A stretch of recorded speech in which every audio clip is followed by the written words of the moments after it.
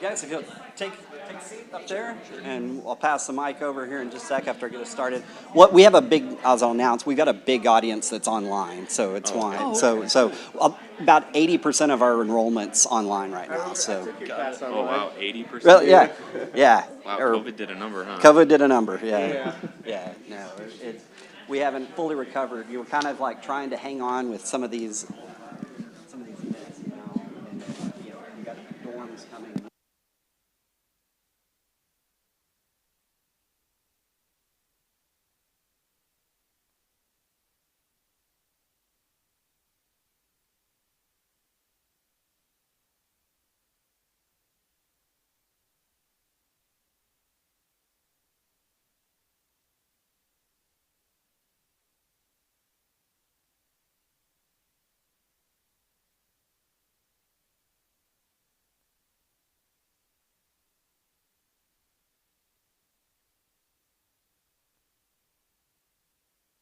Oh, turned out.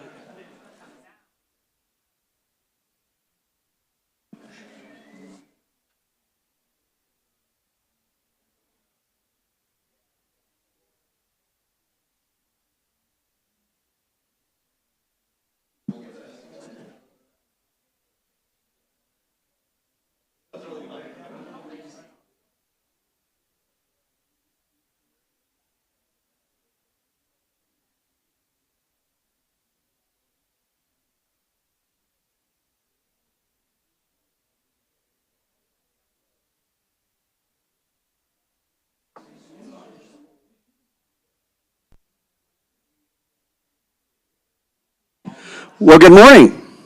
We're going to go ahead and get started here. Thank you all for coming out to our first Exploring Careers in Finance Day. This is something new we're trying to start just introducing people across the COBA spectrum, bringing business folk onto campus, let you interact, let you ask questions, hear more about how they got there, because a lot of people end up, they get a degree in one thing and they end up working one day in another. What? Oh, yeah, Ruben being an example. So it happens, and you're going to see that throughout the day, that a lot of people that, you would say, well, okay, you're in HR, you must have graduated a degree in HR. Nope. Or you're in banking, and you definitely had a finance degree. Nope. There's a lot of people come about it differently, because, one of the things we're going to be focusing on more is that there are just certain transferable, durable skills that, regardless of your degree, will play in any industry. And so that's an important thing. And, as you continue on in life, you may decide, that a different career is for you and you want to try something different. And, a lot of people, don't stay in one industry their whole time. So one of the things is, as I told our panel here, this is being broadcast and recorded, so if you miss on something, that's one thing we had on the spring. Someone was like, I missed someone said this one thing I wanted to go back and focus on. You'll be able to access it via our YouTube channel. You should have a link in your school email address that went out this morning. So we've got our first look here with banking, and I'm going to let the panelists here introduce themselves. Then we got a couple of financial advisors, financial planners coming in. After that, lunch, Chipotle, then our stock trading winner announced, or winners announced, and then we're concluding it with an look at insurance with BKCW. But really excited about the lineup. We've got a great group of speakers today, a lot of whom went here. And so we've got a lot of connections, and I'll let them talk about that when they introduce themselves. So I'm going to turn it over to Matt for both personal introduction. Let's just do personal introductions, and then I'll go through and we'll talk about your organization. All right, excellent. Now I feel like I need to stand up, and I probably don't even need a microphone most of the time, but it's all right. I'll just... Oh, I guess for the live stream we need to have a microphone. So look, we're going to make it work. So my name is Matthew Jimenez. I have lived in Killeen basically my whole life, and I came here to Texas A&M Central Texas and graduated in 2009 with my undergrad in I got a bachelor's in business administration and management, and then finished up with the MBA in 2016. Had to think about that for a second, and I've been in the financial industry for 22 years. Well, that's pretty hard to follow up there. But anyway, my name is Garrett Fritz. I'm a commercial lender, commercial loan officer for First National Bank Texas. I've been with the bank now for about 2.5 years, and I've got kind of a unique background. I actually was sort of a non-traditional student. I didn't attend here, though it's a phenomenal school. Went to University of Mary Hardin Baylor in Belton, but my background is actually in retail. I worked for H-E-B for almost 12 years. I started there in high school. Just thought it would be that kind of job just to kind of get me through high school, get me through college, and really what I found was I didn't necessarily know what I wanted to do in life. And so anyway, it's very interesting to see kind of, he made a point earlier about, you never know kind of where you're going to go in life, and you never know what skills you can transfer into, whatever it is you decide to do and wherever you go. So anyway, I'm actually from East Bell County. I lived just outside of Temple. Went to school in a small town of Rogers, Texas, single stoplight town. Not a whole lot going on out there, but really love kind of coming from a small community. I am married to my beautiful wife, Angela, and we've got a little girl, a little 2-year-old. She's a bit of a handful, but anyway, I've really enjoyed working in banking, and looking forward to hopefully imparting some advice and some wisdom to y'all. My name is Wesley Matthews. I did graduate from here. There we go. There. Let's see. Let me repeat that. My name is Wesley Matthews. I did graduate here in, I think, 2022. I don't really remember it. COVID was all a blur, but I interned at the bank, and I interned as a credit analyst, but I transferred over to the investments department, specifically asset liability management. This is my second career. Before going back to college, I worked in the oil and gas industry, driving underwater robots. And I have a 4-year-old daughter, and if he thinks 2 is difficult, he needs to just wait. I've got that to look forward to. Yeah, pretty much. Zachary Thomas. I finished my undergrad at A&M San Antonio. I currently am a senior data analyst with First National Bank Texas, really just managing profit and expense analysis on our debit card program, and currently getting my MBA. So one of the things that you could kind of hear is a diverse array of positions.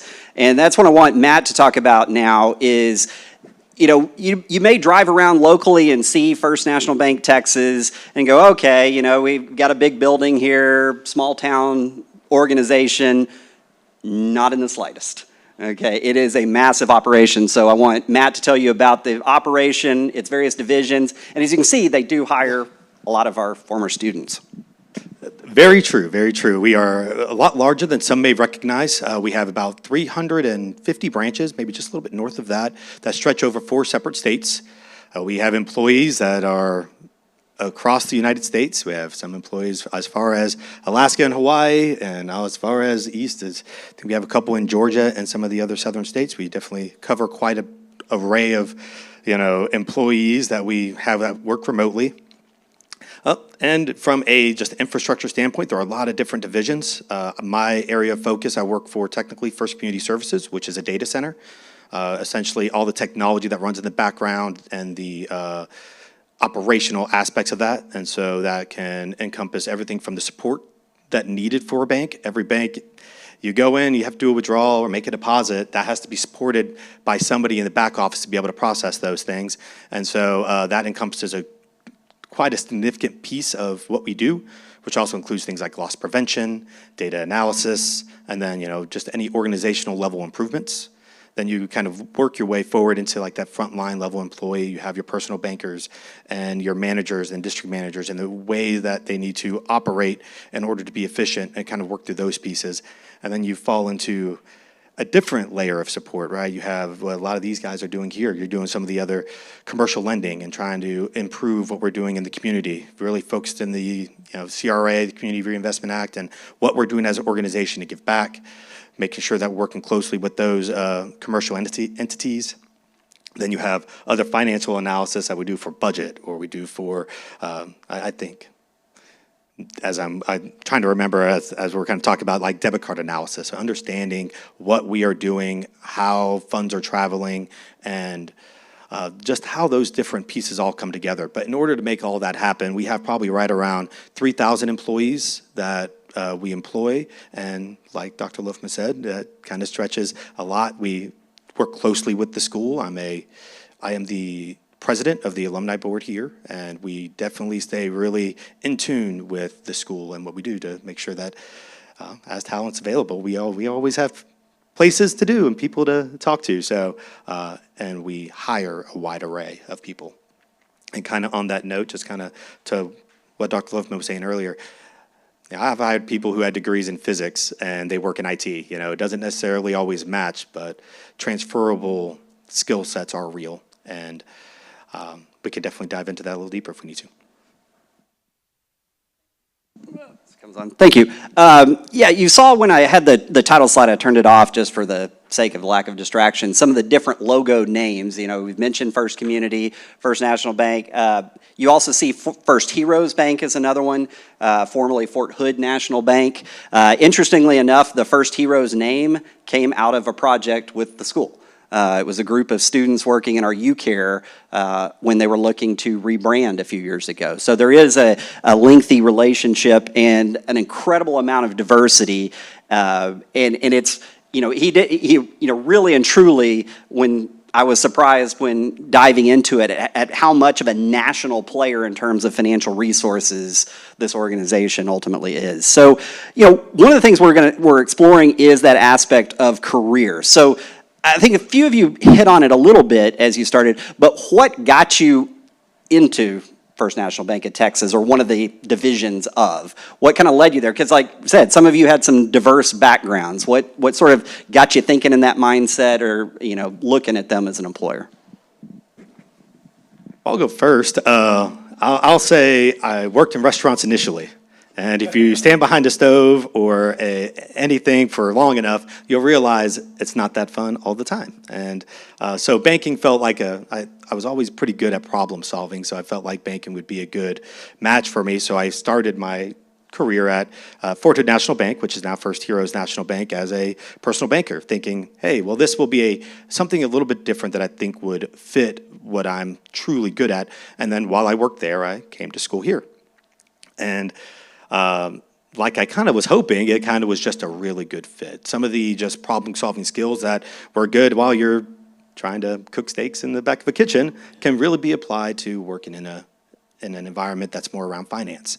And still to this day, here we go. And so that's kind of where I started. I started as a personal banker and found that I had more of a niche, and then found myself in the technical aspect. So now I'm the senior vice president of the relationship and project management teams. And you know, here we go. It's a lot of problem solving and a lot of, you know, what we can do to improve. So. Well, you know, I mentioned earlier that my background was with working with HEB, and really it's a people business. Obviously, you're selling groceries, but at the end of the day, it's all about the people, right?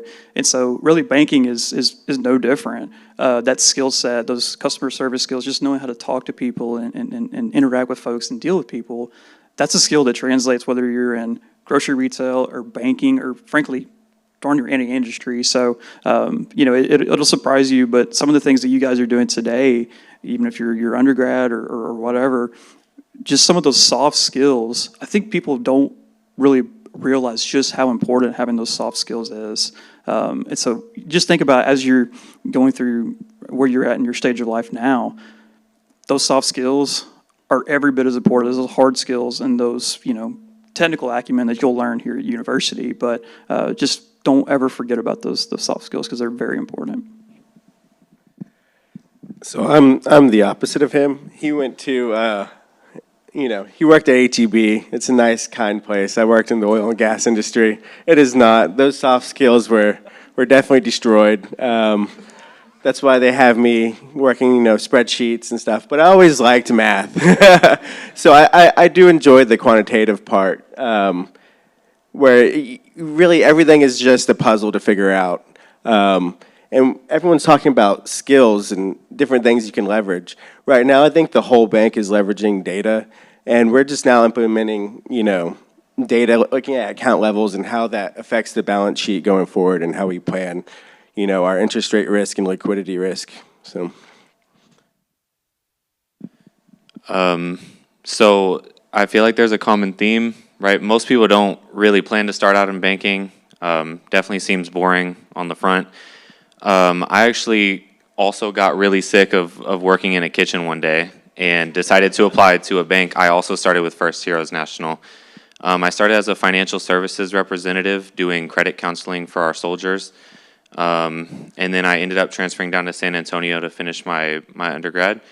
So I moved to First Community Bank, which is one of our subsidiaries. Then when I finished my undergrad, I moved up here to First National Bank Texas and became a data analyst. Kind of like Wesley said, we are building a lot on data. I would say the bulk of my job is really figuring out how things interact with one another as our debit cards go and our billing moves along the process. Like how does everything piece together, because it is all intertwined. When you swipe your card, we get charged fees and things like that, so it all moves along a lot.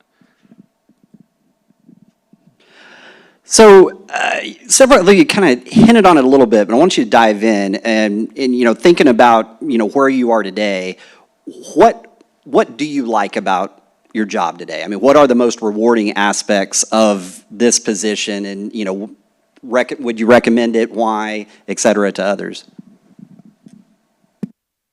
Well, man, I could talk to you about an hour about all that. I mean, that's quite a bit. I'd say working in like project management and vendor management, it could be, I've worked in a lot of projects that span over the organization and that have an impact. And that's probably the best thing that really supplies me and fills my bucket, really makes my job fulfilling for me as a person, is making sure that the changes that we're able to put into place really have a positive impact to our employees and to our customers. A lot of times some changes we make are specific to back office employees, and we make their jobs easier, and how does that look? And that is really where I thrive. And really focusing around vendor management and how do you build relationships beyond just the internal ones that we have. I think a lot of times when you think about organizational, culture, it all builds around relationships and how do you grow and how do you kind of bridge gaps in areas that seem different. And even opportunities like this, I think, do that. Like, I haven't necessarily worked really closely with these three gentlemen, but, these are opportunities for us to just speak and talk and really kind of grow and understand where each of our departments, even though we may be kind of isolated at times, we are one big conglomerate and working together to achieve that.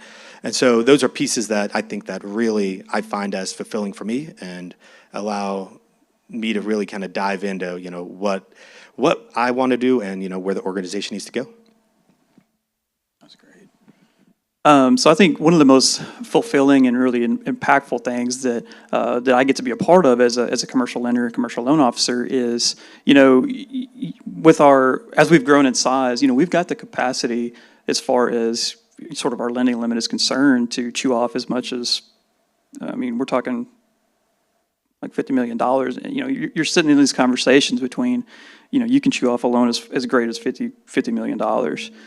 But I will tell you what's truly the most impactful and what really kind of gets our gears turning as commercial lenders and as true community bankers is really sitting down with that small business owner, that person that is just, they're the tradesman, they're the plumber, they're the electrician, they're the small real estate investor, but getting to be a part of making them successful, allowing them to apply that financial leverage is truly an amazing feeling. And another thing that's also really, really cool about what we get to do is, and this is sort of specific to our bank, but when folks want to take out a construction loan, like to build like a custom home or something like that, that actually comes through commercial lending, and then we get a permanent mortgage through our mortgage subsidiary, First Community Mortgage. But getting to be a piece of that process of affording somebody a loan to sort of build their dream house is so cool, and it's just such a neat experience. It's a neat feeling, and I would say kind of the last thing that really kind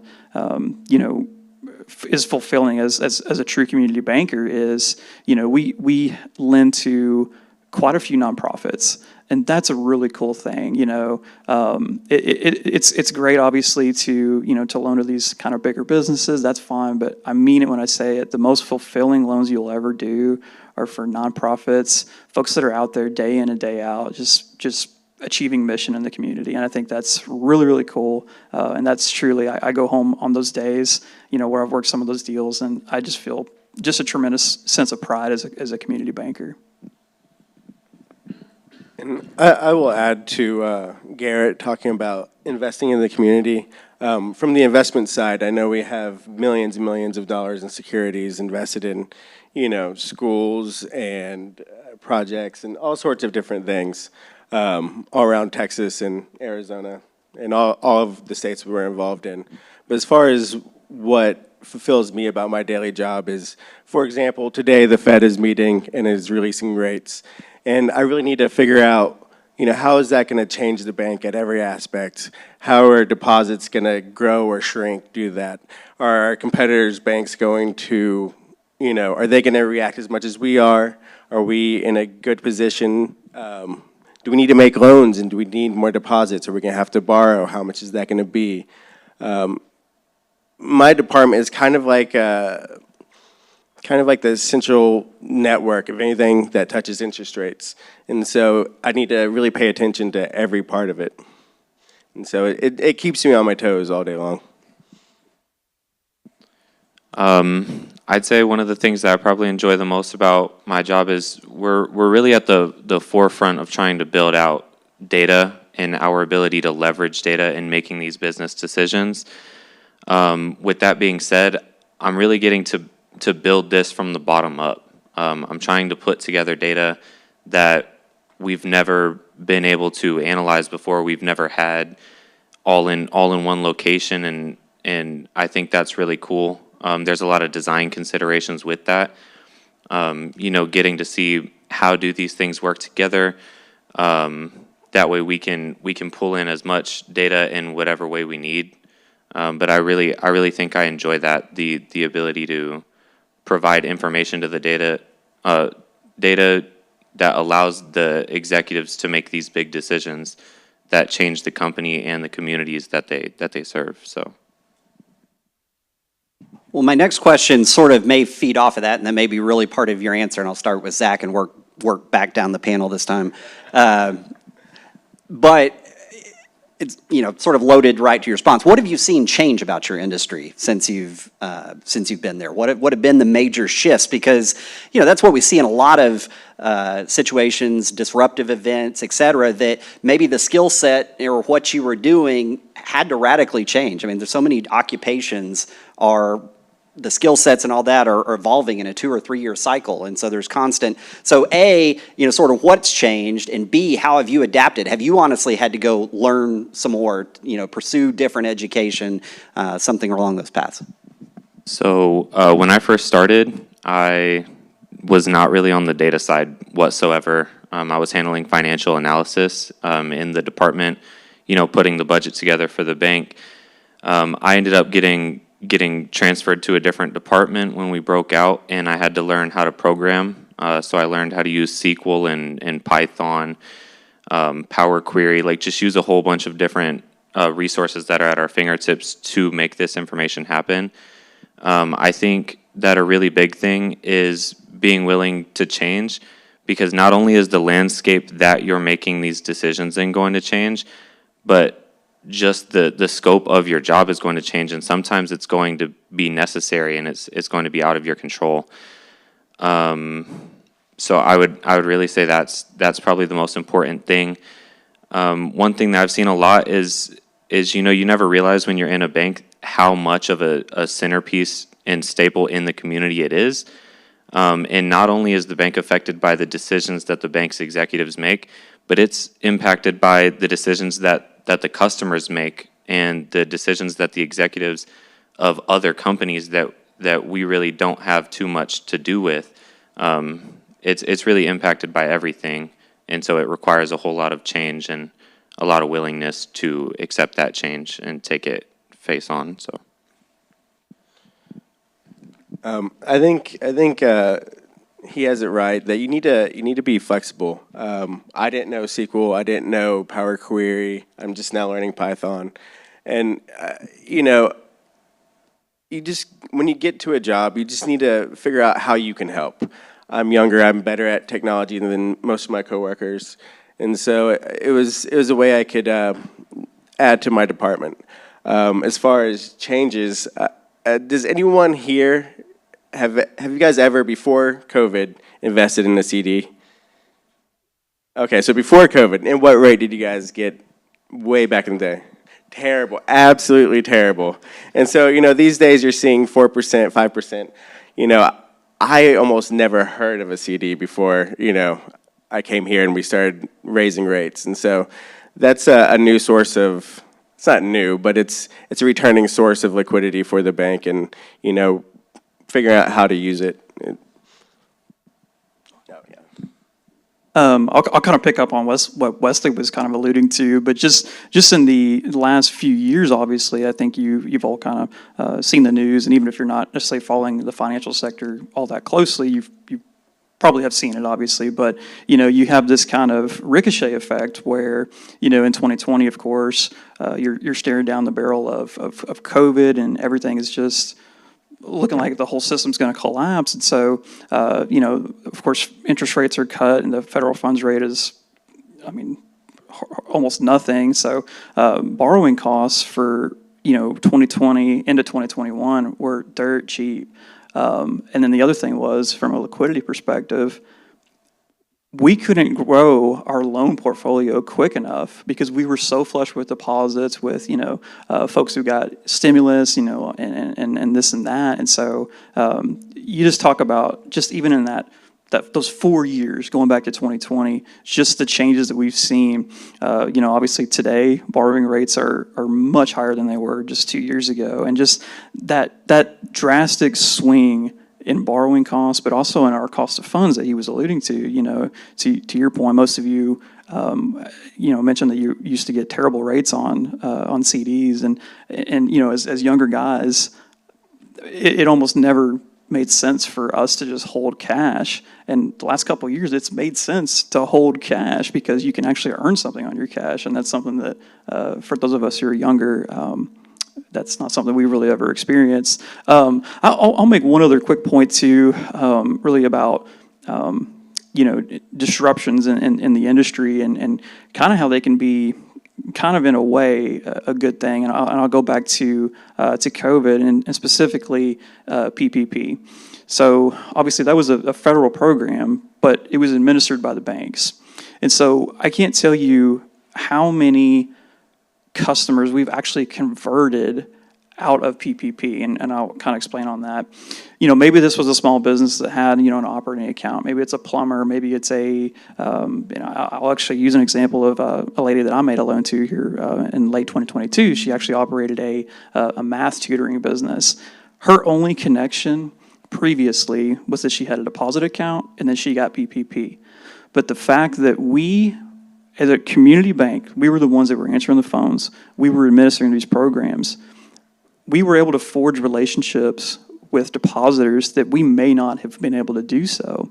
And so just out of that terrible event, out of COVID, really came an opportunity to really cement your place in the financial system and cement the importance of the community banks and kind of our role in the banking process.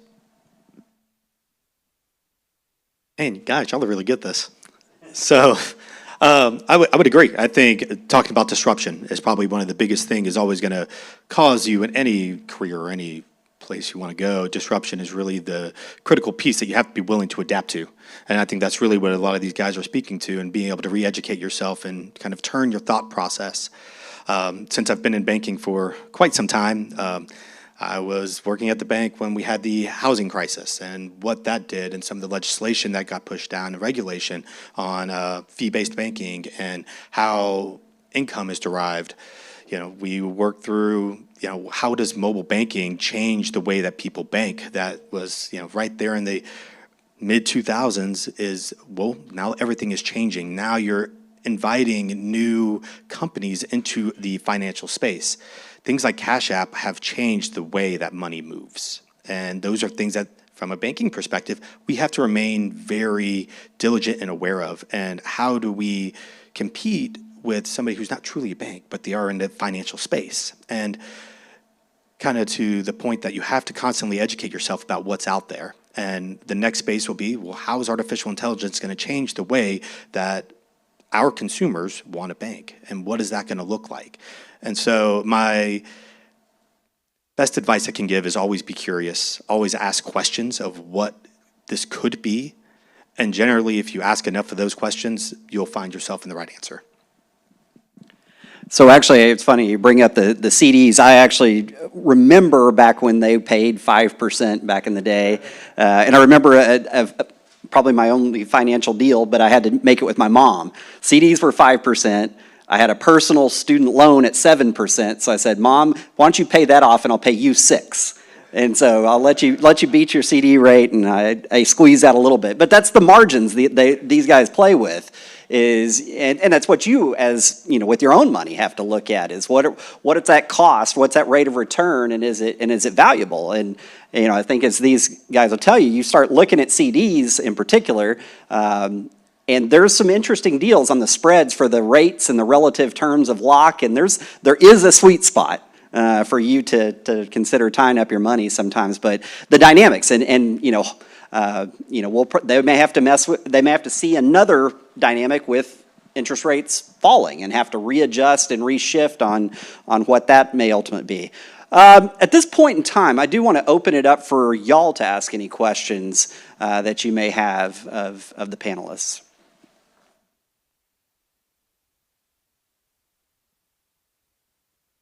Don't be shy. You're thinking. I see emotion. Nothing? All right, I'll ask one more time, but in a little bit. But I'll shift, and y'all have provided some advice thus far. But I think going back, you know, we'll start with Zach again and work down. What advice would you give someone considering a career in a banking organization like First National Bank of Texas? And then also, you know, part two of that for yourself, as you've, you know, several of you have went here previously or anything. When you were in whatever degree program you're in, either here or else, what might you have done differently during your collegiate journey to better prepare yourself? You know, you might have been more successful if I had taken this class or participated in X, Y, and Z back then. That would have better prepared you for where you are now. You know, we always learn, and that you've got to be adaptable, but you know, sometimes we don't take advantage of all the opportunities we've got earlier in our careers to better prepare us, either to be better in our job or to ultimately get the job in the first place. I think I'm in an interesting position to answer this because I just finished my undergrad actually in August of 2023. I still have a lot of friends that are completing their undergrad. I finished 2 years early, so you know they're still in it, and now they're still looking for jobs.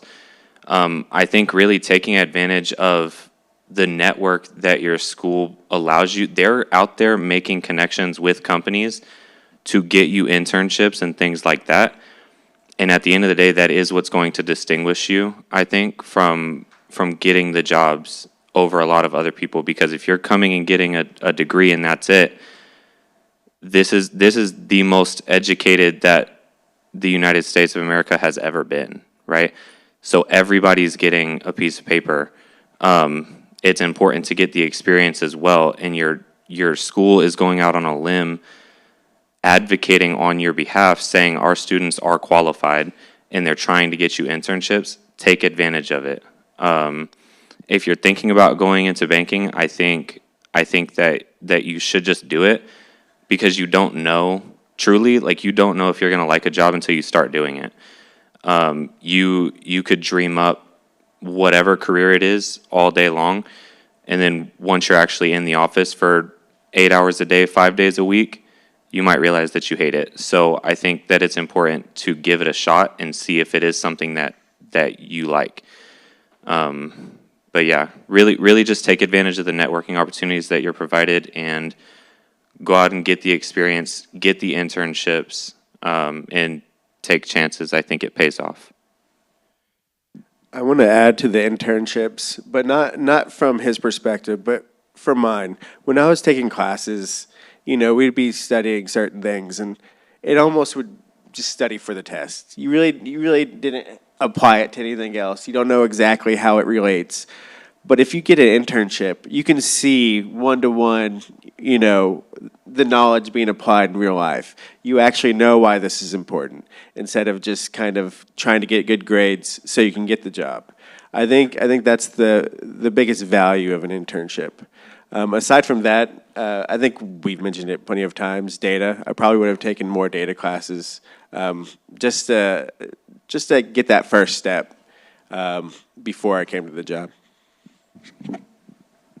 I'll piggyback on a point that Wesley made, and I would wholeheartedly agree. If I was sitting in y'all's shoes and I could go back in time, I've got my BBA in finance, but I would absolutely recommend doing a double major. I would have done accounting. I can't tell you how impactful that would be just from what I do day in and day out.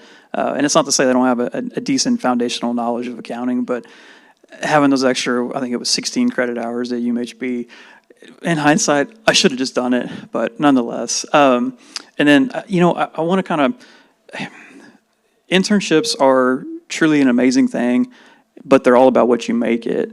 And, I know Wesley and I actually interned roughly around the same time in different departments, but, and we ended up going different directions. And that's one of the beautiful things about internships is that when you walk in on day one, nobody expects you to know everything. They just want you to walk in with a willingness to learn and a good attitude. And you'll be amazed at just how fun it'll actually be. And really you'll get in there and you'll love it. But the other thing is don't sleep on smaller companies. I know we've grown in size, and I'm just going to sell First National Bank Texas to all of you, just a little bit of, I'll just level with y'all, but really it's a absolutely phenomenal institution. It really is. And there is so much growth opportunity. Actually, we were talking about this just a little bit ago, is that, you've got so many folks that are in senior leadership positions that will likely need to be retiring in the next few years or so. And so there's a huge opportunity, particularly within our organization, for folks that are like y'all, that are just getting out there looking for your first professional job. There are people in this room where I guarantee will probably be sitting in senior leadership roles for First National Bank Texas, should you want that. So just, don't sleep on these smaller companies. I promise you there's plenty of opportunity to be had at First National Bank Texas. I want to add to that real quick. Well, he's right. With the smaller companies, I've only been at this bank for 2 years now, and I'm already had meetings with the CFO, the CEO, executives. I don't think that's possible at larger companies. You're kind of just lost in the big crowd. So that is a benefit to working at a smaller company. Not that we're tiny by any means, but. Yeah, no, I think it's a great point. I think it's being that willingness to wear a lot of different hats. I think at sometimes you may be asked, your job responsibilities sometimes can be narrow. You're an accountant, but then it's like, well, we need some other additional financial analysis done. You got some tools over here, can you help us out? And that willingness, I think, allows us to get more exposure than other places. And so I think that's probably one of the biggest things is being willing to take on any challenge that comes your way. Definitely working in the banking industry is different. It provides a lot of different challenges. It's not always what somebody may think of it as. I think that there's lots of different positions at the bank. I worked on the front line as a personal banker. I've worked in the back office in business analysis and really analyzed how, processes actually work and how income is derived. And so I would say thinking about working at a bank, one of the main things is knowing that it's diverse and that there's a lot of different types of positions you could do, that it's not just, working on the front line or being a manager of a branch or just working in the accounting department. There are a lot of different opportunities that are out there. And if you put in the work, growth will be there, opportunities will be there, and just, being willing to, take on any challenge that comes your way. No, I like a lot of the things y'all touched on, and we've run into it before. I've talked to several people that have worked in the banking industry, and their entry-level position was not what they really liked to do, but it afforded them the opportunity to move into a different role.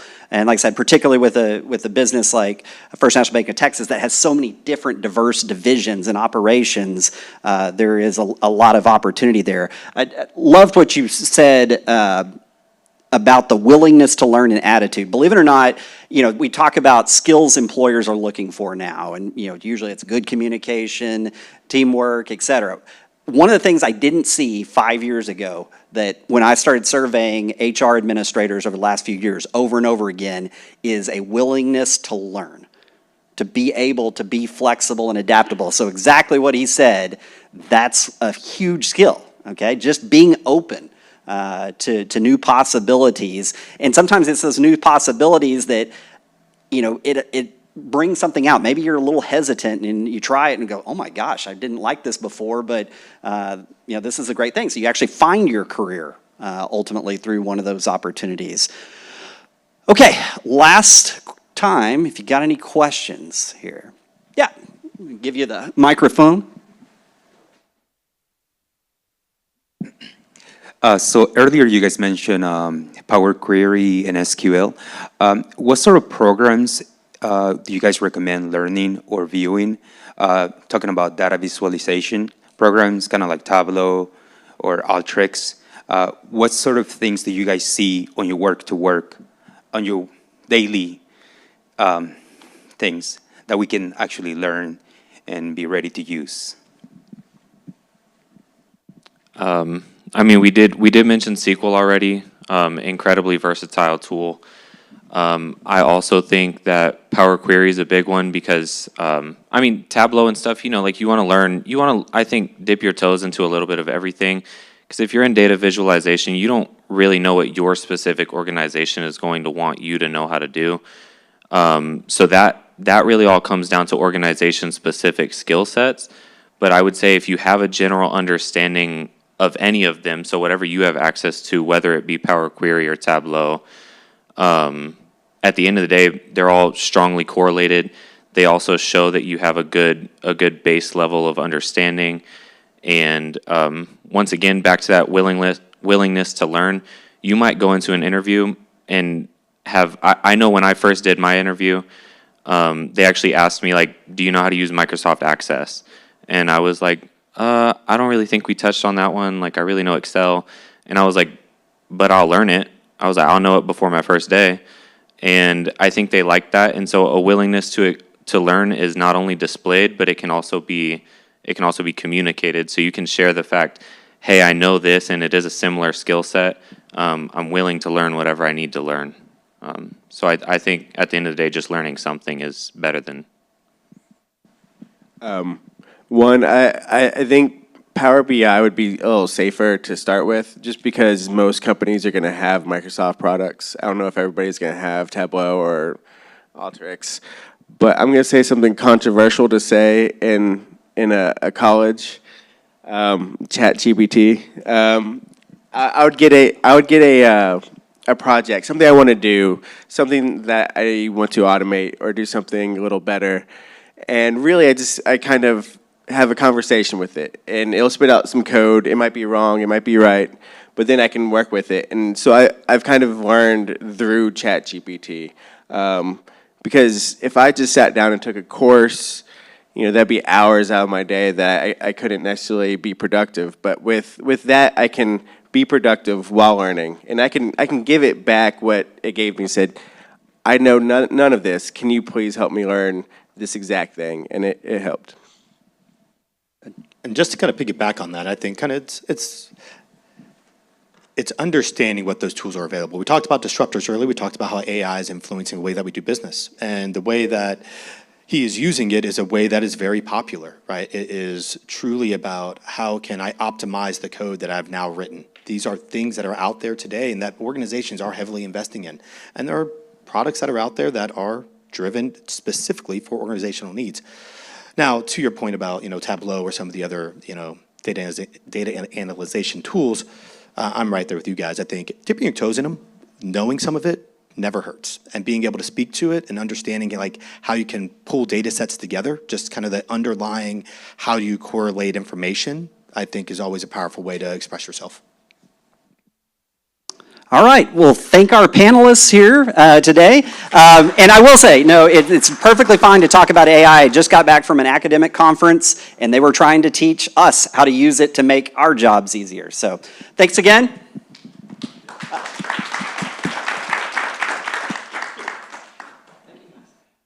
right, we got a 5-minute reshuffle, and then we'll bring in our financial analysts, financial planners.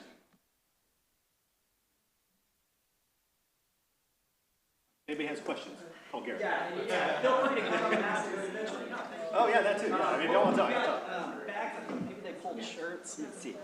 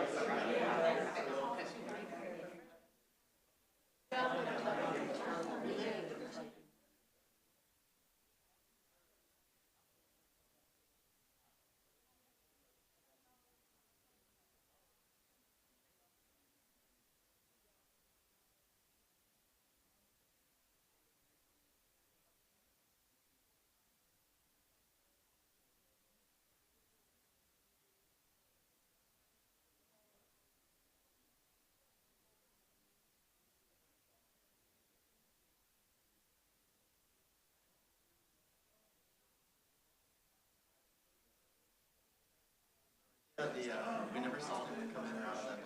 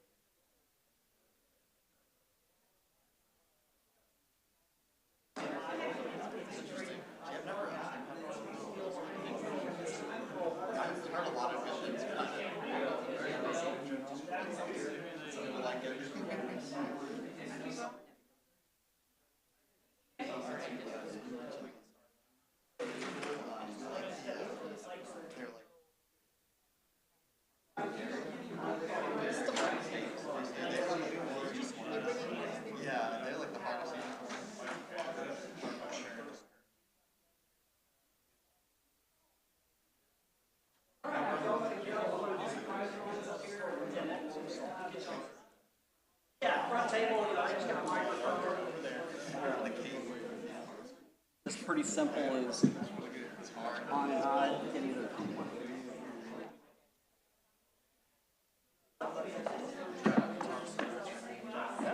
All right, we're about to start back up with our next session, but before we do that, let's win some prizes. How about that? Yeah. All right. Is Tyler Duncan in the room? Yes. There you go. Fancier enough place. You can keep it. All right, who do we got next? Ooh, can't read it. MIT. Anyone's name start MIT? Oh, hey, that's a better one. Let's go numbers. Last three, 1, 2, 3. There you go.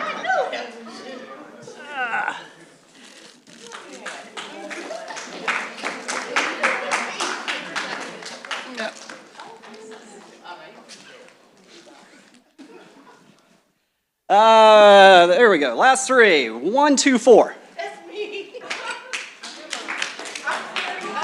There's a Koba coaster set.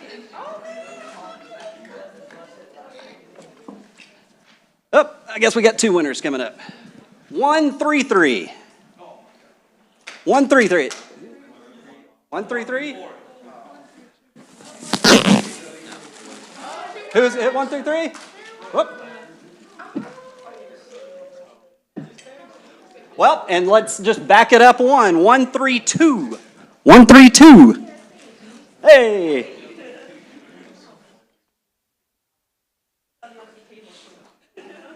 Go with our other portfolio. All right. More to come later. All right, so we've got our exposure to the banking industry. Now we're going to shift over a little bit to financial planning and investing. So we've got 2 panelists that I've known for a long time. I go back with Brian's family, 40 years now. His little sister and I were good friends in high school, and then he's adjuncted for us before. And then Kenny Clark is a local, well, I'll let each of them talk about their background, where they're working, their particular positions, but Kenny's my Sunday school teacher at church, but great guy, and so I was very happy that both of them were able to accept, and we're going to spend some time exploring, what they do. So, kind of a different sector, and particularly in Kenny's situation, got about it in a different way than, not just I'm focused on getting into this industry. So that's another reason I like the dynamic here. So I just want each of you to start off just telling your story. What did you do growing up? What did you study in college, and how did you end up doing what you're doing, today? And really describe as the end cap of it what you do, because I can generalize it by saying financial planning and investments, but that's sort of making it a little too narrow. I mean, different people, there are different roles, and people do different things ultimately in that. So Brian, you want to start us off? So I started off at Baylor, and I just really wanted to play drums the entire time right there. I wanted to play in rock bands and everything else. And so I went through a couple different majors. I was interning at Payne Weber, which later became UBS. And I took a finance class, and I did really well at it. So my father has been in the industry since 1978, and I was at Baylor 1994, 1995 is when I was going to graduate, and I'm like, I better figure out what I'm going to do with my life, right? And so I'd been around the industry my entire life, but I wasn't sure if that was the right thing for me. Does anybody have a family business where their parents want you to go in the same industry as them? Okay, I know that sounds really easy to just like, oh, I've got a great path, but you live in this shadow, right? So, the parents really build this great thing. And so I was working at Payne Weber, and then I applied for a job at Dean Witter, which later became Morgan Stanley. And so I go to my dad, I'm like, hey, I think I'm gonna go to work for Dean Witter. And he goes, great, where are you gonna be? And I thought I was gonna work with him. And he goes, no, I don't want you to mess up my business. I want you to go to figure it out on your own, right? And so I went to Dallas, and I didn't know anybody. I was 22 years old. I looked so young, I got carded to buy super glue, right? And so, yeah, exactly. I went in to buy super glue, and they're like, hello, sir, can I have your ID? I'm like, I'm 22 and I have a real job, right? And it's, anyway, it's pretty entertaining. And so, effectively, how many people are going into the industry? How many people want to do what I do? Give me some direction as to why. Okay.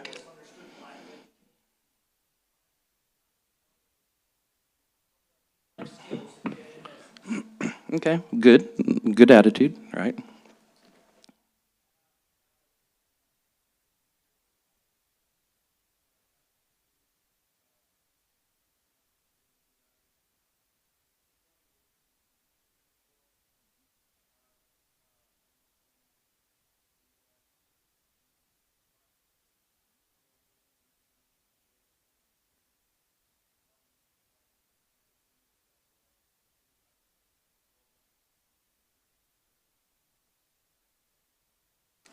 Very cool. So I'm a Enneagram 2.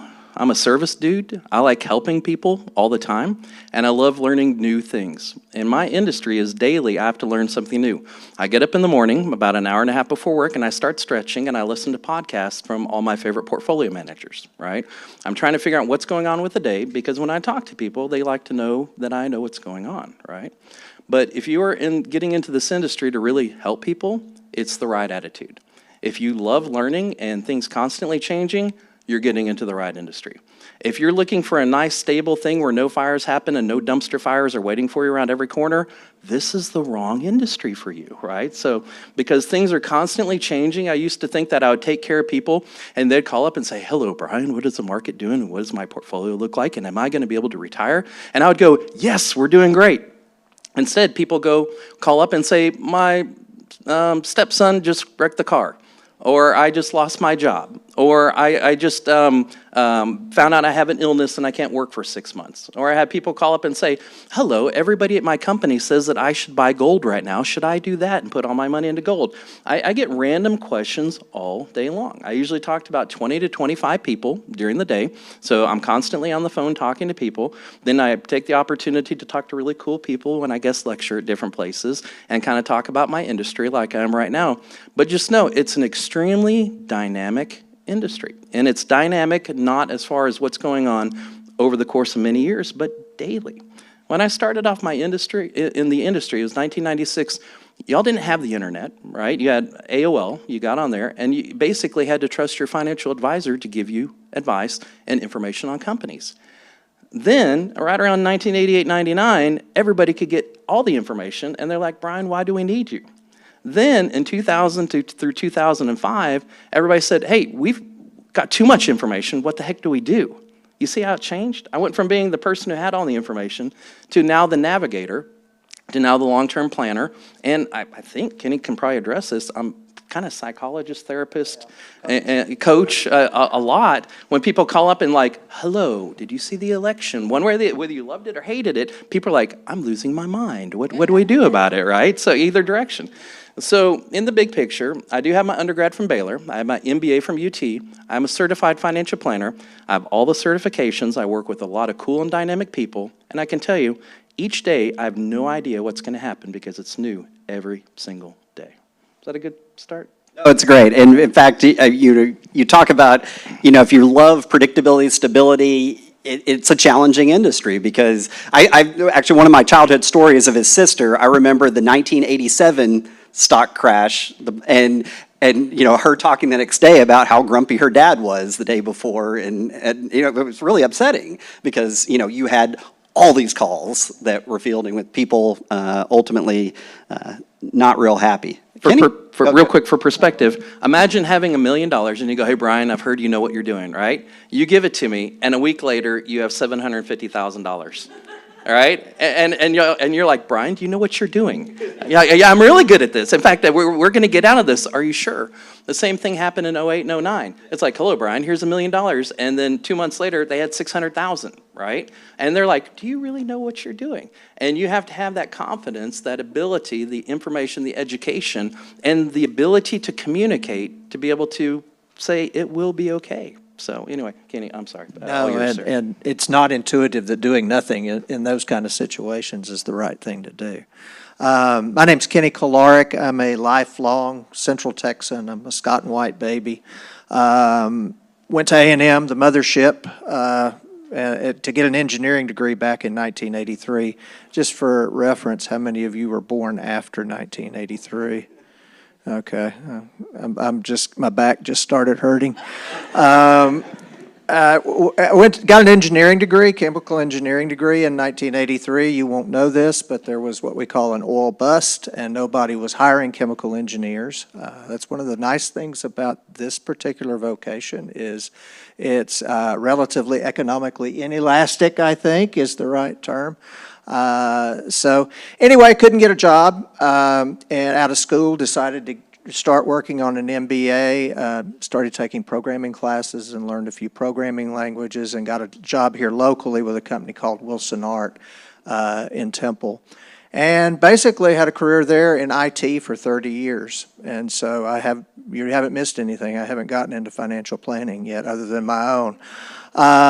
Worked my way up, was over their IT operation, nationally and internationally. And after 30 years, was RIFT. Basically, for those of you who don't know what that is, that's a reduction in force. We went through 2 ownership changes, and I made it through the first one, but not the second one. And when I was let go, 30 years at one place, it took me a while to get my feet back under me, that kind of thing. But when I left there, I thought, okay, I only know IT. That's the only thing I can do. And so I started looking for other IT opportunities. I tell people all the time why I got into what I did was, why I got into technology was I loved technology and hated people. I was really an introvert when I got out of school. And after those 30 years, I still felt like I was, an introvert, and I loved technology, and I wouldn't say hated people, but I really preferred not to work with people. And so I ended up getting a job at Baylor Scott and White, which is another large employer in Temple, and that one only lasted 18 months. But after 18 months, I decided I hated technology and I love people, and I decided it was time to do something else and to make a pretty drastic career change. Brian mentioned that, there's dumpster fires in this business.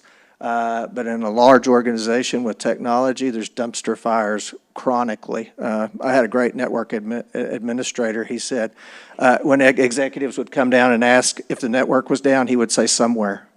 Because, there's constantly something happening in technology. And so it just so happened the second time I got let go, I was meeting with my financial advisor. We had already had this scheduled, and he started talking about his day. The things that he enjoyed about his job, helping people, was certainly one of them. It had a lot of flexibility. He found it very satisfying. A lot of things that I just wasn't finding in my current role. And so it was with Edward Jones. They had a program where at that time, they don't have it anymore, where they were actually trying to hire what they would consider outplaced executives and basically have them come over and go into this industry. And so I was part of that program. That only happened in 2017, so I'm a relatively newbie to this business. But currently I'm with the firm Oakcrest Advisors. We're affiliated with Raymond James. Most people know Raymond James by the football stadium in Tampa. And very much enjoying the opportunities that I have to help people. Really, that's really the bottom line of this, is to help people. And I use the term coaching. It's to help people achieve outcomes with their money that they can't do on their own. So. Power back up here. So as you see, that's when I like the contrast. Two different pathways into it.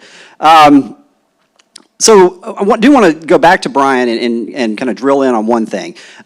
You said you're a certified financial planner, and you referenced some of the other certifications. Can you dive in a little bit on what being a certified financial planner means? What do you have to go through to ultimately achieve that? So this might be a little bit too much family information, but the CFP is a 3-year program where you have a 10-hour test at the end, and it's, I think, 47% pass rate. There are about 50,000 CFPs on the planet, right? Because it's pretty difficult and it's extensive. And so I told my wife, I'm like, hey, I think I'm going to take this program where I can do it in 9 months, right? She's pregnant with my daughter Reagan at the time, and the older boys are losing their mind, and I was studying basically every second of the day to pass this test. You know, I didn't do anything except for work on 9 months of cramming 3 years worth of school in. And it was through Rice, which I think Rice just makes things more difficult just because their name is Rice University, right? I really do. I think it was super convoluted and I learned probably more than I should. But I was very fortunate to pass that exam. And so I'm a fiduciary all the time, and I have legal training. I can't do legal I can't write anything up. I'm not a lawyer, but I can look at something and go, you know, you might talk to your lawyer about X, Y, Z. I have tax training, and so I can basically look at tax and go, you know, this might be advantageous to do this or the other, but I can't actually do taxes for anybody. But it gives me a skill set where I can be more of a coach or a quarterback, kind of navigating the financial plan for everything in people's lives, which is pretty important. Because if you come to me, and like the other day, someone said, hey, you know, should I start Social Security? I'm about to turn 67. I need to know a lot about Social Security, even though it doesn't impact me, but it impacts everybody's financial future. So the CFP is just basically a, you know, they say like CFP is about 5 miles wide and about 3 inches deep. It gives me a lot of information on a lot of things to help me make the best decisions possible for people. So I do have continuing education. So I have 15 hours a year of continuing education for the CFP. And it's just one of those certifications that it's kind of nice because y'all know immediately that I've done the work and I like education and I work very hard to make sure I can do the best to give us the highest probability of success going forward in your financial future. So is that good or too much? By the way, my wife told me never, ever, ever do that to me again, just to let you know. So anyway, it was a lot. So that's a little contrast. So Kenny, you don't have that certification. That's correct. That's so what walk through a little bit more detail. What is your day-to-day job look like? How do you interact? Well, and no differently, I don't think, than Brian, because you're certified. But I would hold up, because when I got into this, that was one of the big questions that I had. Should I go for certification? And because I got to it late, I mean, I kind of had a compressed time frame, and I didn't know if I should put my efforts into building a business or should I put them into certification, that kind of thing.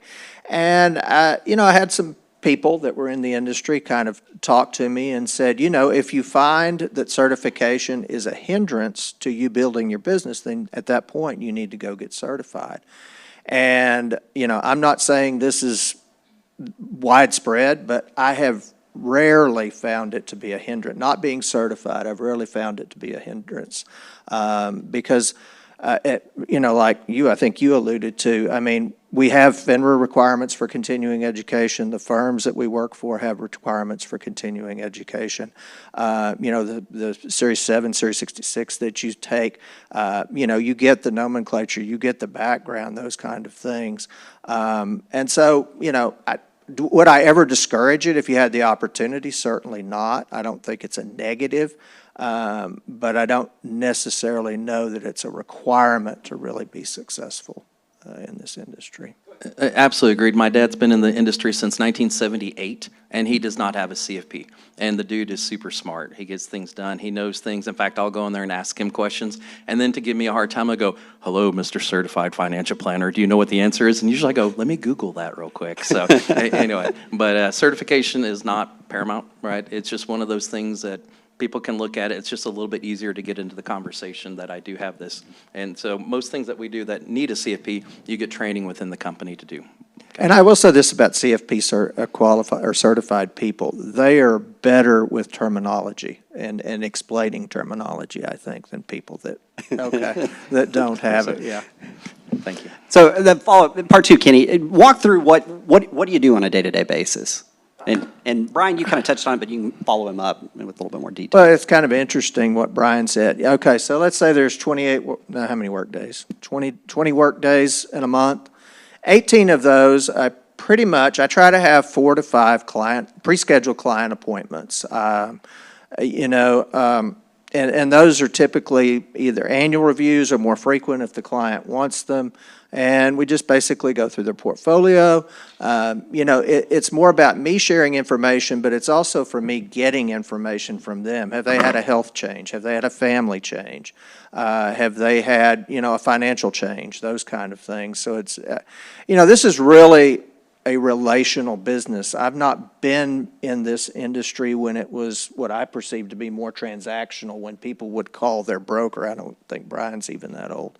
But older people that know that you work in this industry, they think you're a stockbroker, and they think, you're just placing trades all day long.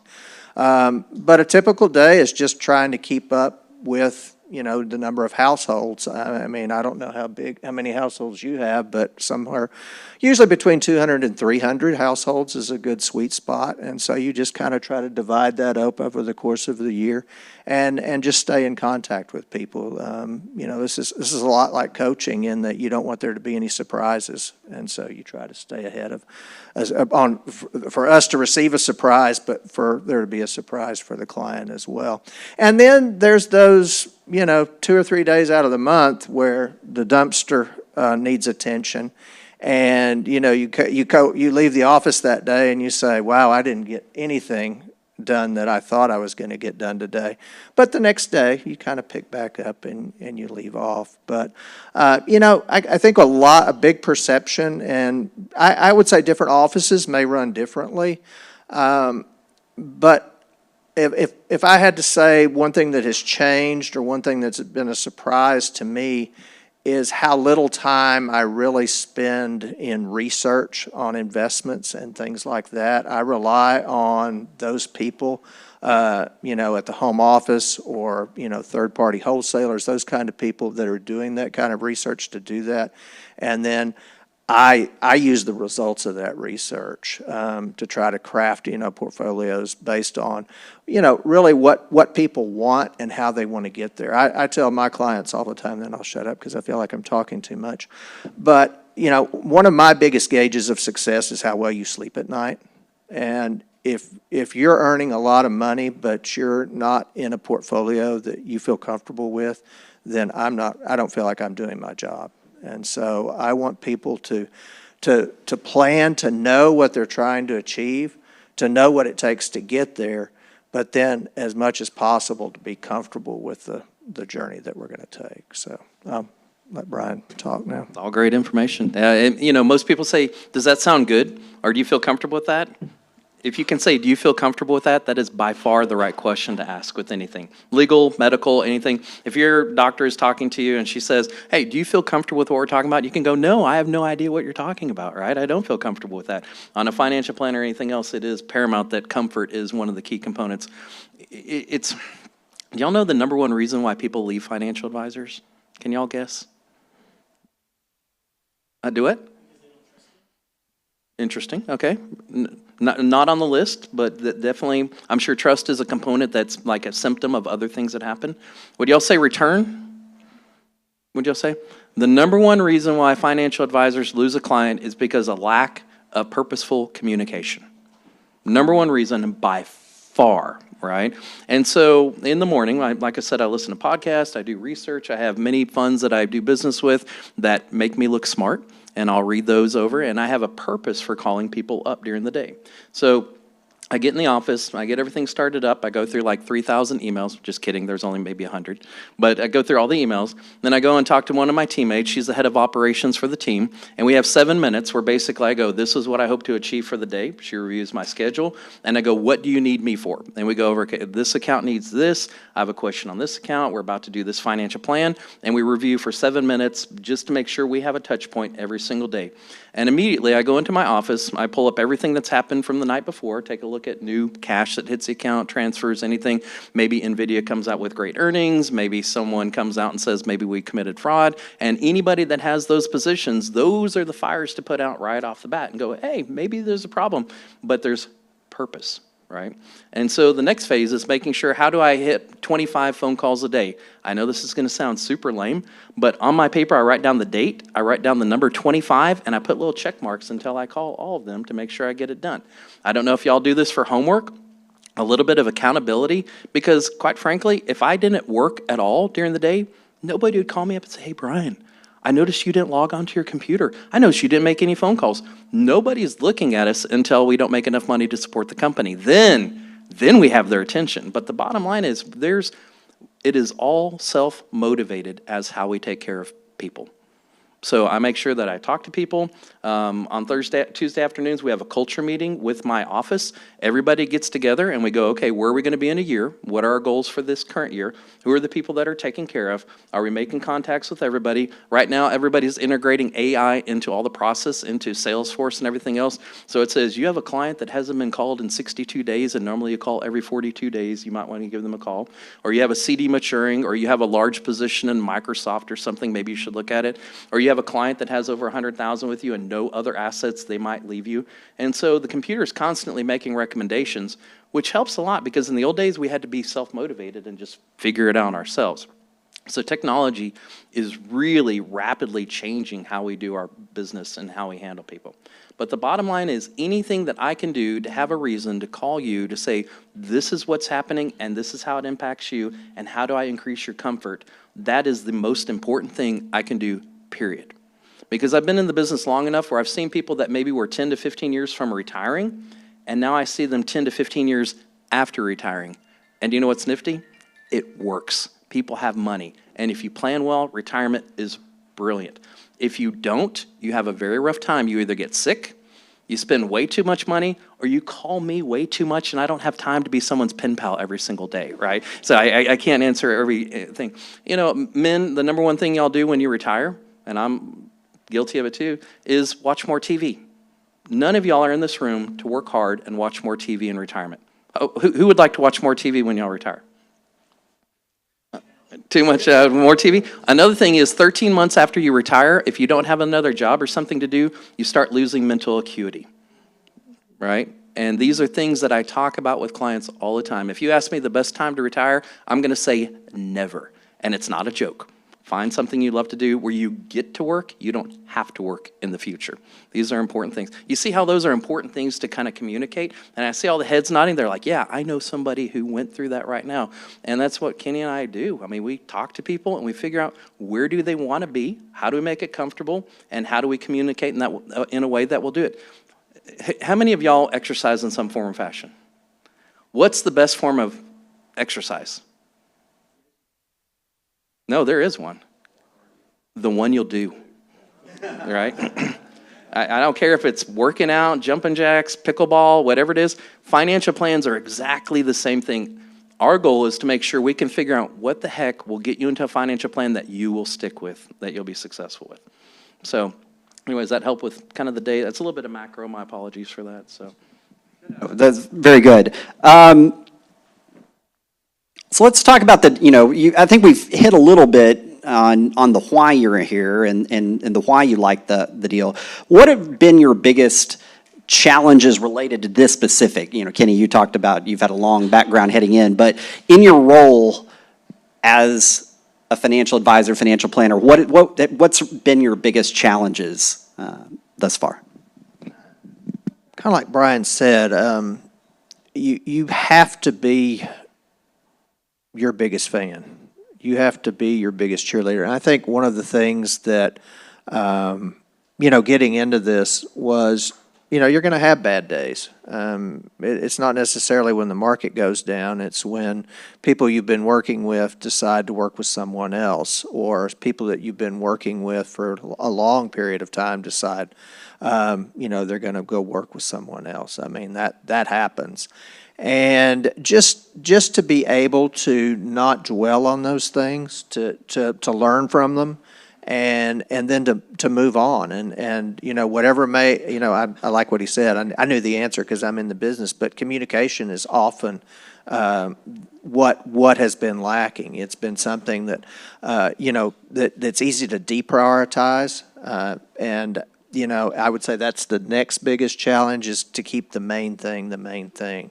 Because a lot of times, there are things that are easy, that are more satisfying, but they're not really critical to the success of your business and what you need to do for you to succeed, but also for your clients to succeed. I agree. So I would say the two biggest things that get in the way of people's success over the long haul, number one, emotions, right? Emotions, if I ever write a book, it's going to be called Emotions Make You Broke, right? Bottom line. Even when I teach over Maher and Baylor Adjunct, the three things I go away with is constantly buy, stay diversified in quality items, and don't get emotional. That means euphoric or depressed, you can't make your financial decisions based upon emotions because emotions last today, and your financial decisions last decades, right, for the future. So that's number one, probably the biggest thing I have worries about. So my job is to address the emotion and go, okay, I recognize the emotion, let's put it over here, and let's talk about what's going to be the best thing going forward. In 2008, I had a gentleman in Houston who referred me to a lot of people, and he called me up and he goes, "Hello, Brian, you are on speakerphone, and every person I've ever referred to you is at the dinner table right now. And here I'm in Temple, Texas. I'm worried that Morgan Stanley's going to go out of business. I'm not even sure if I'm going to have a company." And he goes, "How are we going to get out of that? How are we going to get out of this and get our money back?" And I'm like, Mr. Nichols, so good to hear from you. Well, I fortunately have done some research on this recently, and we can look at 1973, 1974, and we talked about a low water mark for if we just sell, and we basically said either it'll get better and we'll be glad that we're fully invested, or it's going to get worse and nobody's going to have any money, so it doesn't matter at all. And if y'all remember anything about 2000, and I know that sounds absurd now, but it really was pretty much that bad at the time. And so you've really got to be able to take the emotion. You have a lot of scared people. I imagine them like in this 1970s house around this huge dinner table, and there are all these people with, probably not as old as I thought they were at the time, maybe in their late 60s, early 70s, and they're staring at this phone in the middle, and they're waiting for me to help them, right? So we went from me being the financial advisor to us being partners in success for the future. And we did. And they're all clients now. And it was hard. But I tell you what, at the time, if y'all have ever had that adrenaline dump where you don't expect something to happen in front of everybody, like everybody's watching and something odd happens, like if I were to stand up and throw this table in front of you guys, it was that kind of like, I better have a good answer for this. So the emotions are the big thing. Number two, financial ignorance. Many people call up and say, "Hey, I saw this on the internet, what do you think?" I have a can of soda, and it is called, my apologies, this is not my name. It's called No-Ho Soda, no hangover soda, okay? And it was a gold can, and people are calling me up in Dallas and saying, "Brian, I need $250,000. I'm like, "Are you going to buy a Lamborghini? What's going on with this, right?" And they're like, "No, we've got the next Red Bull."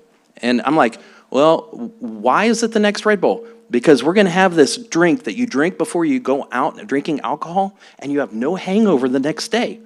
And I'm like, "Well, can I see, their financials on it? Can I take a look at this?" And, I was pretty new in the industry. This is probably 1998, 1999.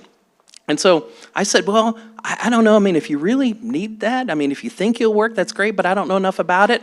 Do you know what happened? Everybody ended up with $250,000 worth of a soda in their closet because they had filled their entire closet with a soda that was sold to no one, right? The soda did not work. And it was this ugly gold can. It was a completely inappropriate name. And it was $250,000 from 5 different clients because they're all buddies that left me. So now when people call up and say, "Hey, Brian, I'm thinking about investing in an Indy car," I go, "Okay, you will get no money, or you're going to write a letter to me saying, I'm going to invest in something that Brian told me not to invest until I see the balance sheet and the business plan and everything else." Because there's financial ignorance where people just don't know any better. They get really excited, and they do very odd things because they get greedy or fearful, which goes back to emotion. So anyway, is that helpful? So I had that can in my office for everybody. It's so faded now, and it's so ugly. I wanted to represent the ugliness of people just flushing $250,000 down the toilet. So anyway, I know everybody are like, "That's crazy. Why would anybody do that?" Exactly. But they get greedy, so.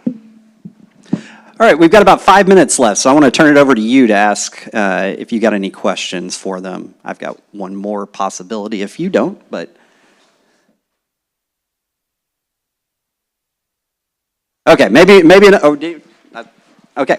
All right. So I guess sometimes I asked this question last time and then another one came up after the fact. But at this point, what's your advice to our students out there if they may be pursuing, thinking about a career, doing what you're doing at some point? How would they best prepare themselves currently? So this is advice for anybody.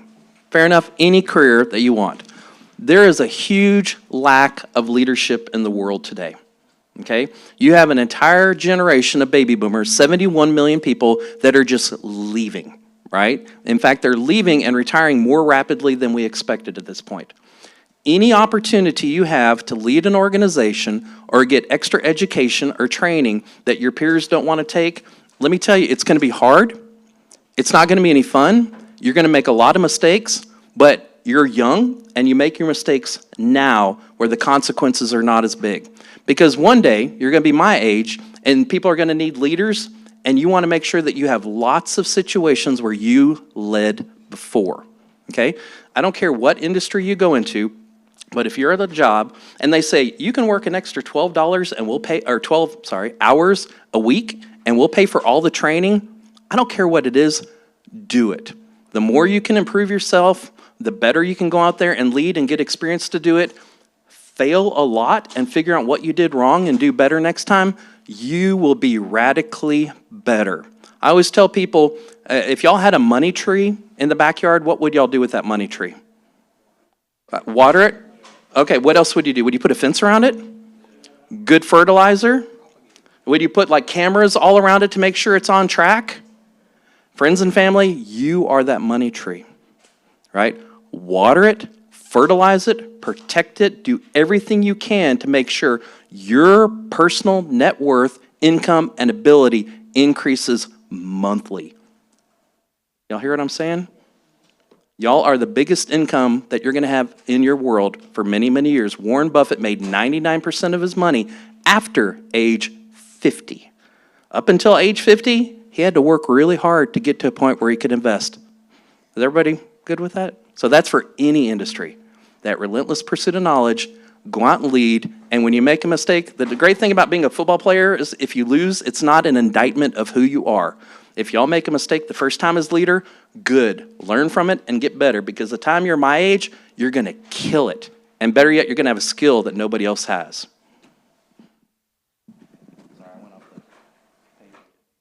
That was good. That was good. I would echo that. I would also say,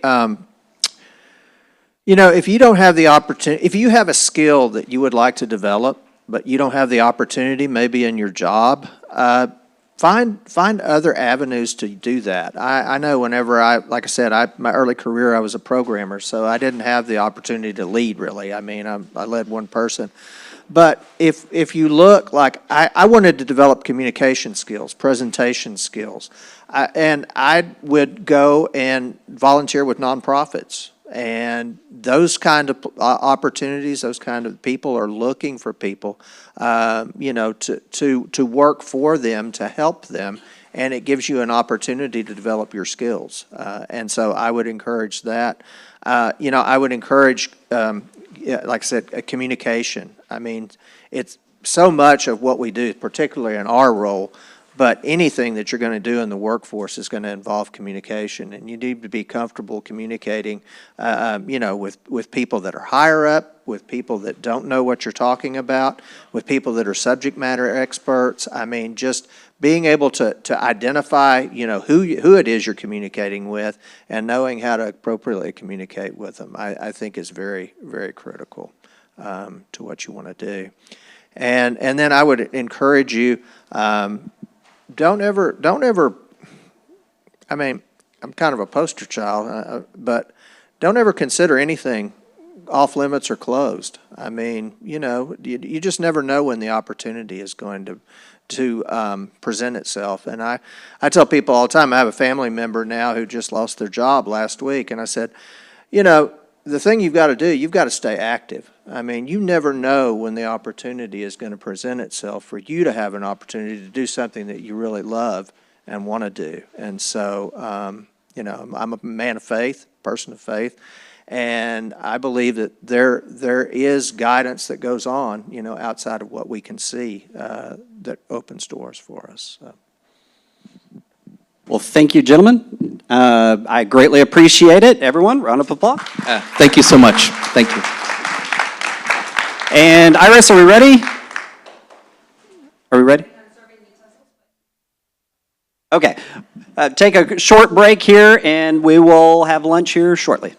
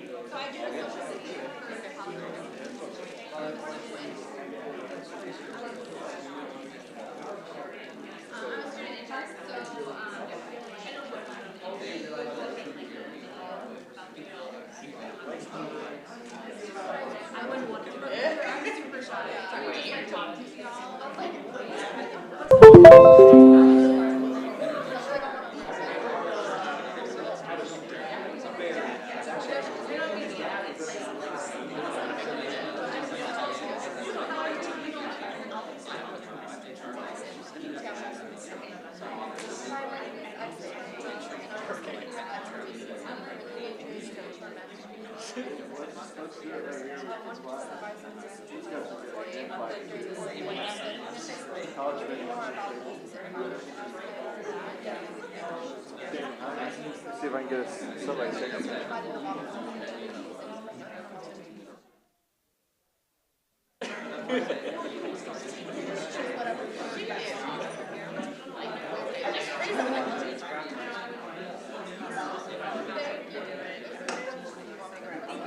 Yeah.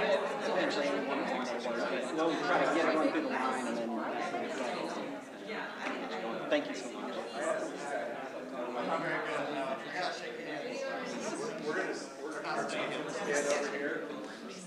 We really want to make sure you get the maroon flag. You have his phone? Are you gonna you're gonna send the picture? Send the picture to.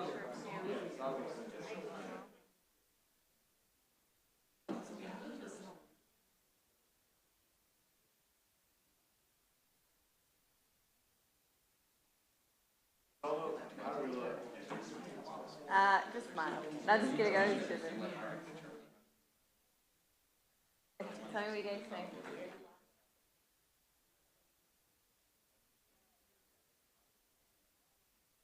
All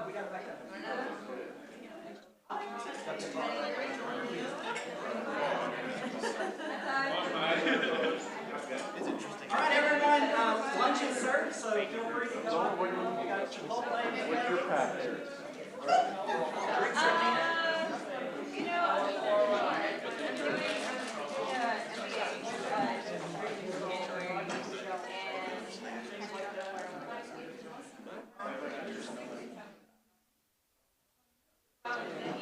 I would love anything within. Yeah, I got the nice range. Yeah. Thank you. Appreciate it. Well, so that's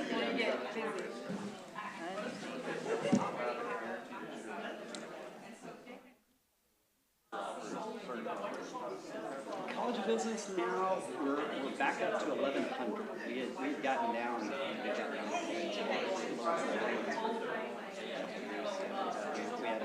When I took back over the MD, we were just under 1,000.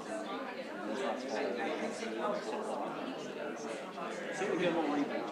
I think we may have hit our peak at 1250. Our peak enrollment was about 2015. You were getting your India kind of as an upward surge, and then it peaked out all the way after. We sort of had a, if you build it, they will come, velocity of marketing, stop building, they stop coming. It wasn't on because at the same time, when that's when, educational institutions across Texas, Imperial, Texas Tech,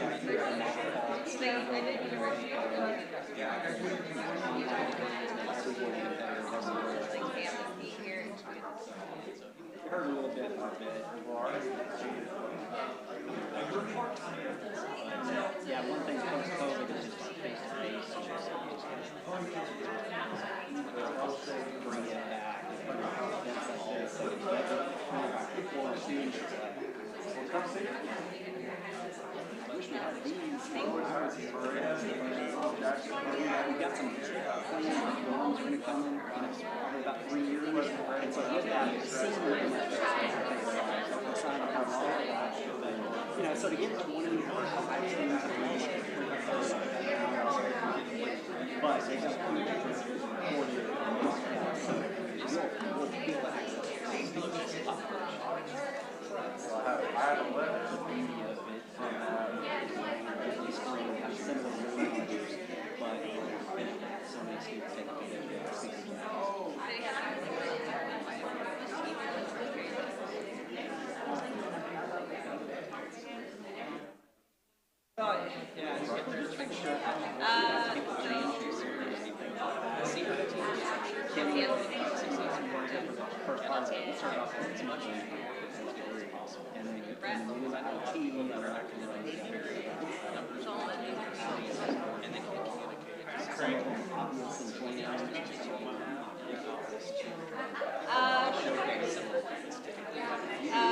December, I graduated with a bachelor's in civil life and a master's program in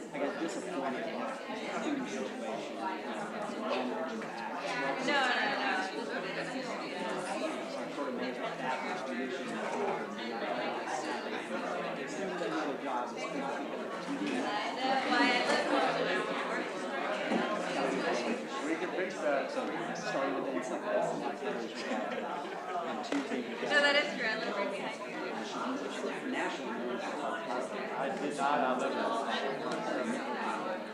But, you know what? That's a great thing about me. I bet Zolma has a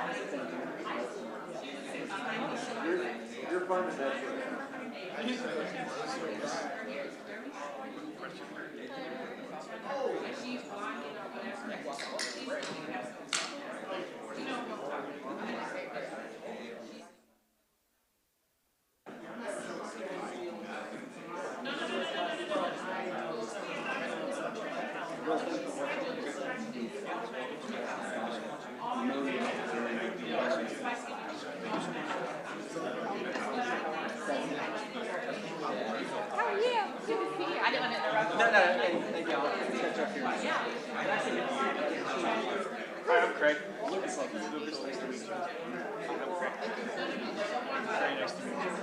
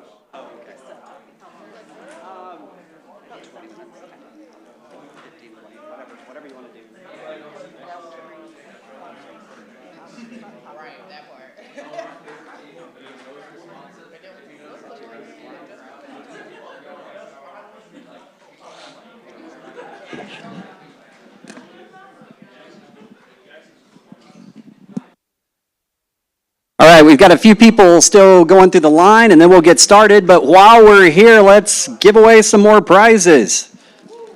All right, number 140, last three, 140. Hey, we've got a winner.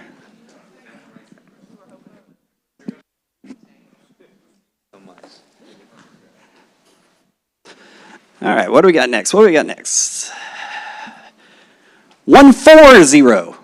Oh, no, oh, sorry, that was just what I read. It was a short night of sleep when your daughter comes in with nightmares at 4 a.m. So 135.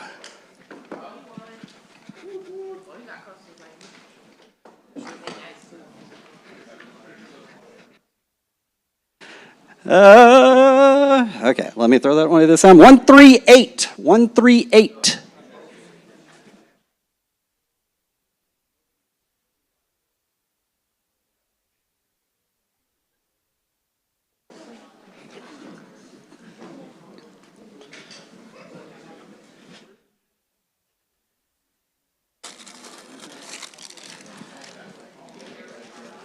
One three zero. 130.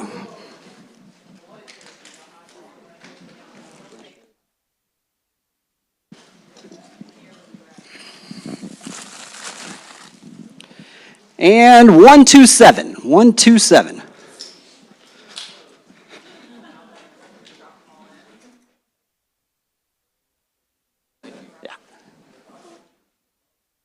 All right, we're going to go ahead and get started. Looks like we got a good lunch happening. Feel free to get up and get seconds along the way. But it's my pleasure to introduce you to Dell Ingram Walker. I'm getting the pleasure of just meeting her for the first time today. But she's one of our COBRA Advisory Council members, and she is an alum of the university, as I'm sure she'll talk about. The president of McLean Children's Hospital in Temple. So very distinguished alum and local business connection. So we're happy to have her, and I'll let her tell her story. Okay. All right, can everyone hear me okay? Can I borrow your mic? I tend to talk low. Yours is louder. Maybe you talk loud. Is this better? Yeah, that sounds a lot better. The battery maybe died. Okay. All right. So I want to start a little bit about my career and how I got where I am today. It's a pleasure to be here this afternoon and speaking with you all. And Texas A&M Central Texas was a huge part of, well, I'll clarify that. The classes were great, my professors were great, but it was a turbulent time in my personal life. I started my master's degree program January 2011. In February, the day before my birthday, my sister passed away unexpectedly. I was very close to my sister. We fought like cats and dogs, but she was my little sister. I was very close to her. I talked to my mom that afternoon and said, this must be a sign that now is not the time for me to be doing this master's degree program. I had also started one of the biggest construction projects of my career, and that's a 5-story specialty clinic that's on McLean Children's Campus in Temple. And so we were starting to design and get ready to build that clinic. And so it was the biggest project that I'd done. I started my master's degree program, and my sister passed away. But my mom always told me, life is for the living. You got to keep going. And she was very big in education, so I kept going. Fast forward that next year, my son was a senior in high school at Harker Heights High.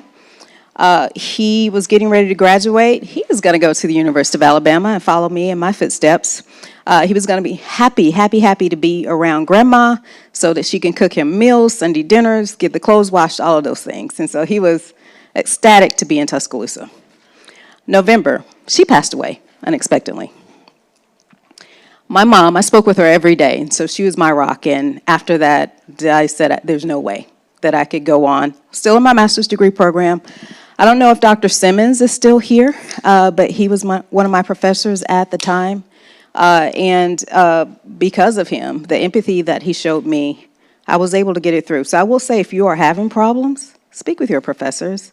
Let them know what's going on. Let them help you. Don't try to do anything alone.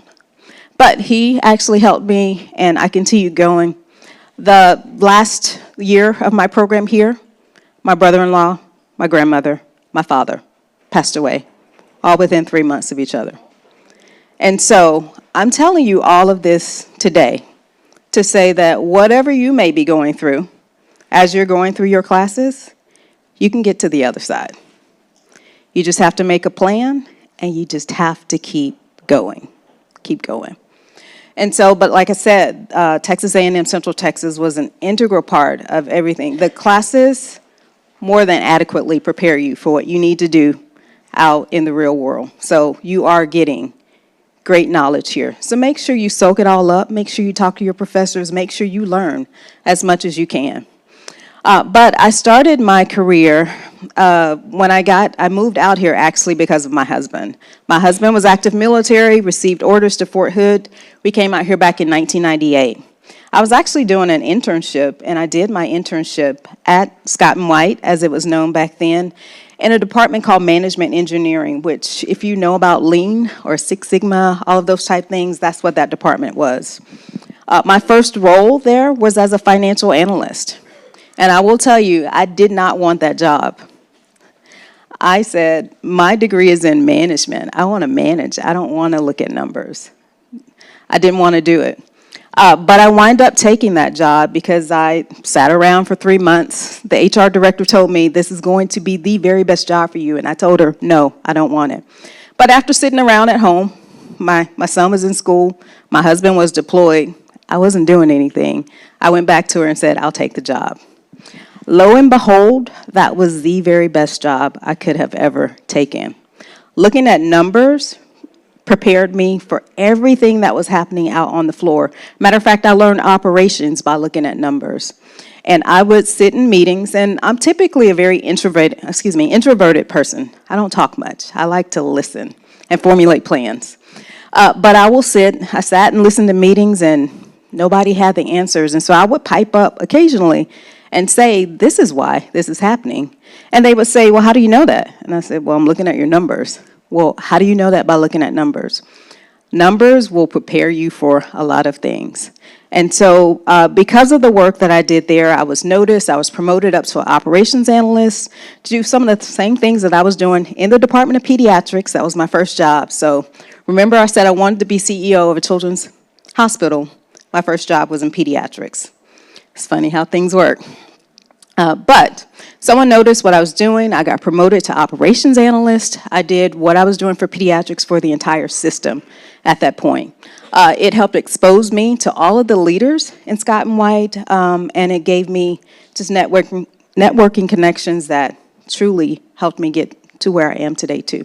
So connections are going to be important, and I'll talk about that a little bit later. I got bored up there. I always like challenges. I want to try to elevate myself at every point. And so I went back to pediatrics, started managing our subspecialty areas, which is like cardiology, endocrinology, all of those subspecialists. Then I started managing general pediatrics, and at that time, I started managing all of outpatient pediatrics.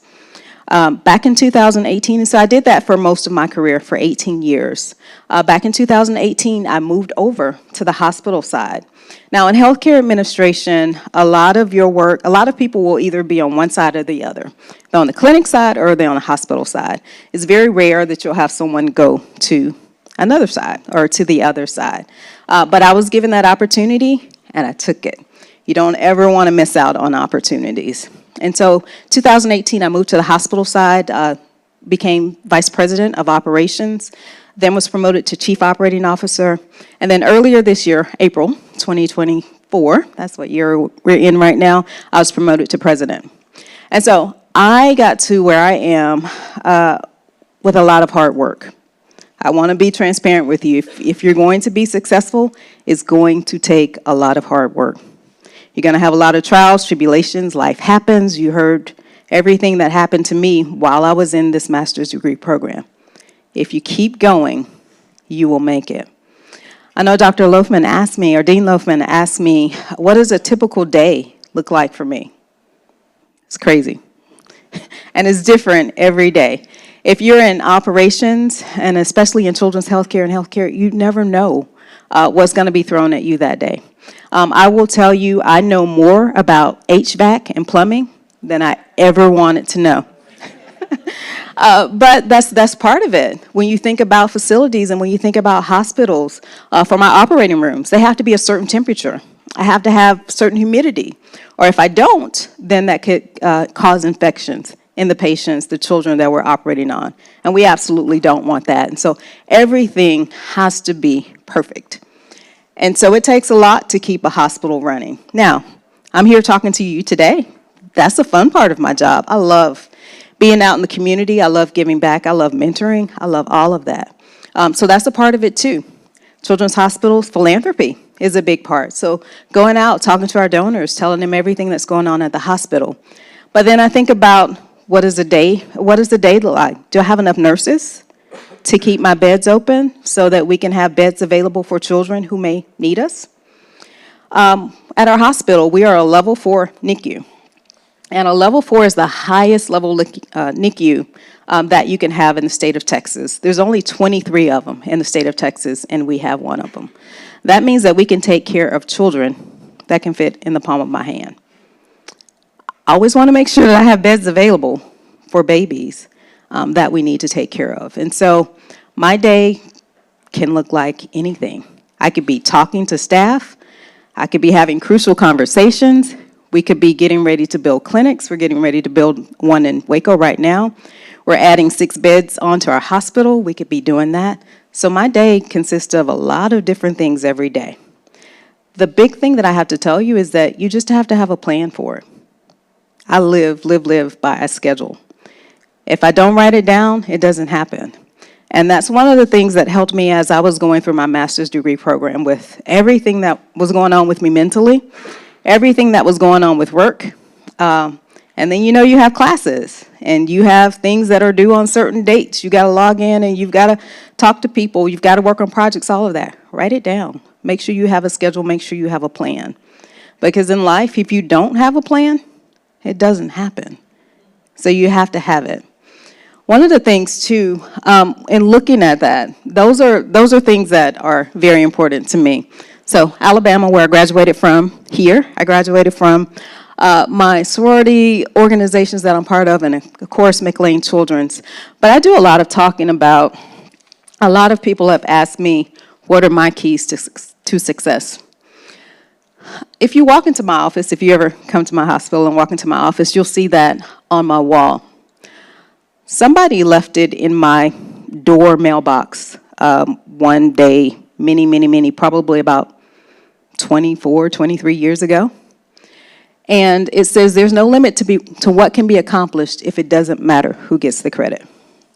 So I've always lived by, I just want to make sure that I'm doing what's right and doing it the very best that I can. I don't care who gets the credit. I just want to make sure that we are doing well by the children and the families that we are seeing.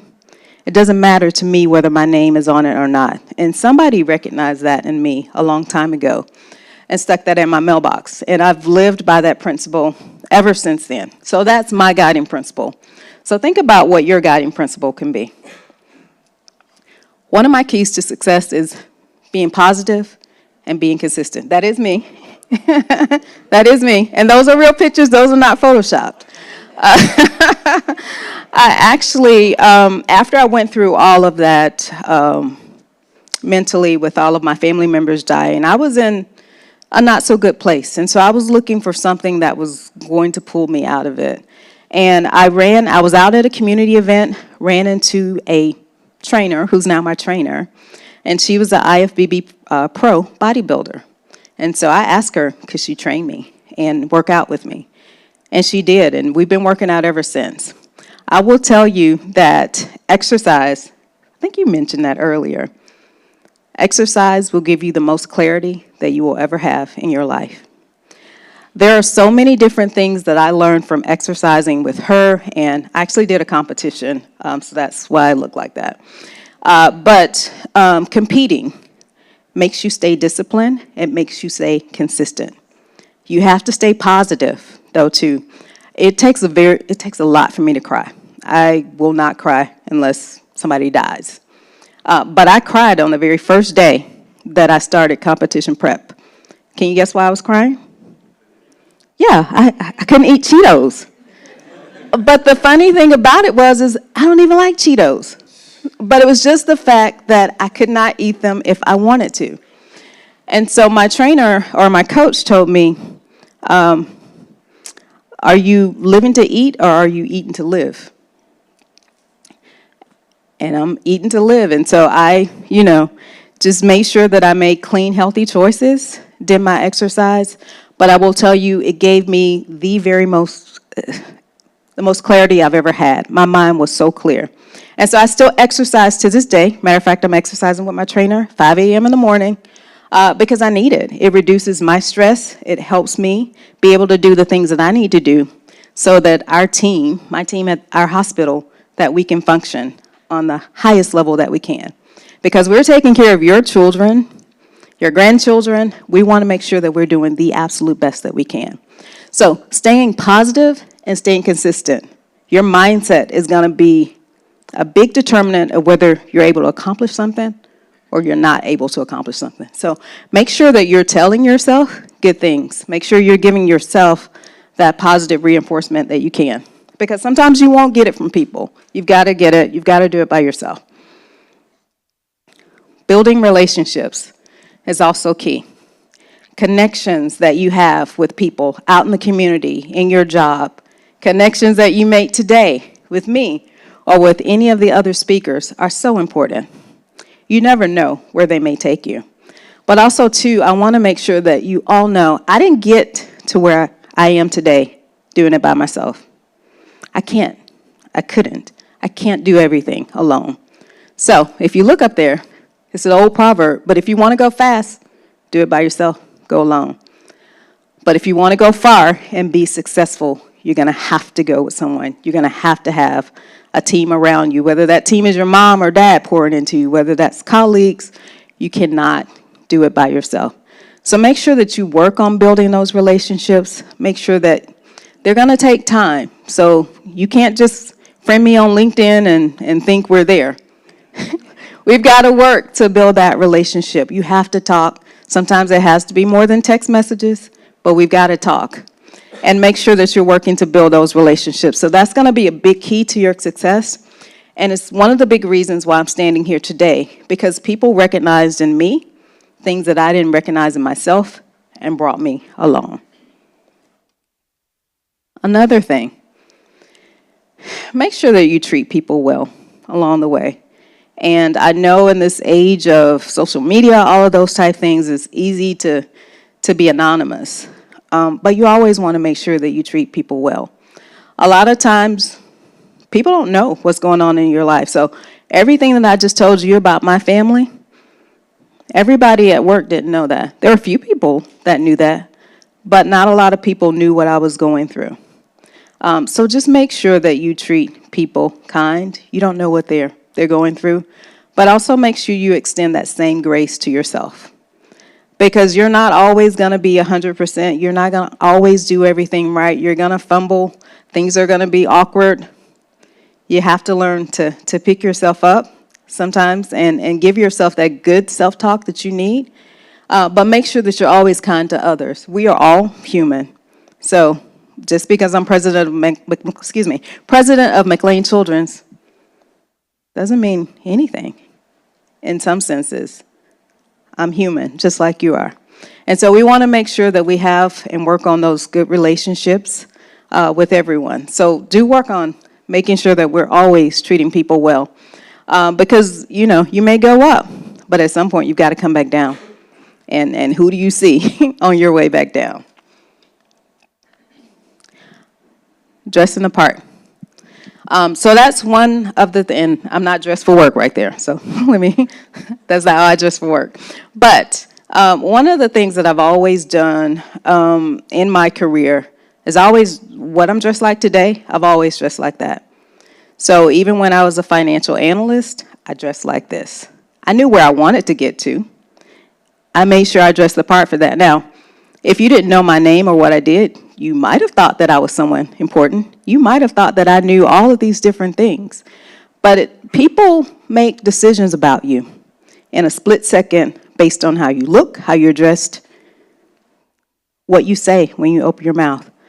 But make sure, even if you hadn't said anything, that they get a good impression of you, whatever that may be. So when we're going for interviews, when we are doing presentations, even when we're out, I always made sure that I dressed like I wanted somebody to address me. And I've always been like that since I was little, since I was in grade school. I've always done that. And so it makes a big difference. And you've got to think about yourself as a brand, or at least I think about myself as a brand. And so what do you want your brand to be? What do you want people to see? And so make sure that you're dressing that part, or dressed how you want to be addressed.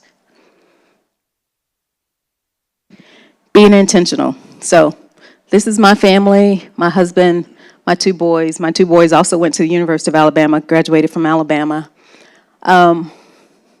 They are grown men. They're 30 and 23.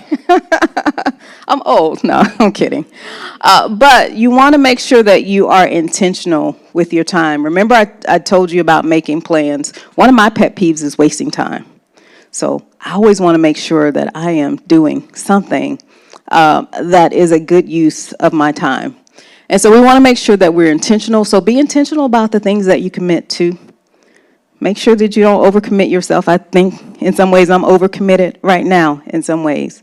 You do have to learn how to say no and be intentional with your time, because you want to make sure that the things you commit to, where you're spending your time, the people you spend your time with, it all makes a big difference in where you end up in life. And, you know, I know you've probably heard this before, but if you're the smartest person in the room, you're probably in the wrong room. Y'all know it. So make sure that you are engaging. I think this next slide, let me see if this is it. This is my mom. One of the things, my mom was a continuous learner. All the way up until the semester before she died, she was taking classes out at the University of Alabama. She loved learning. She already had 3 degrees, so it's not like she needed another one.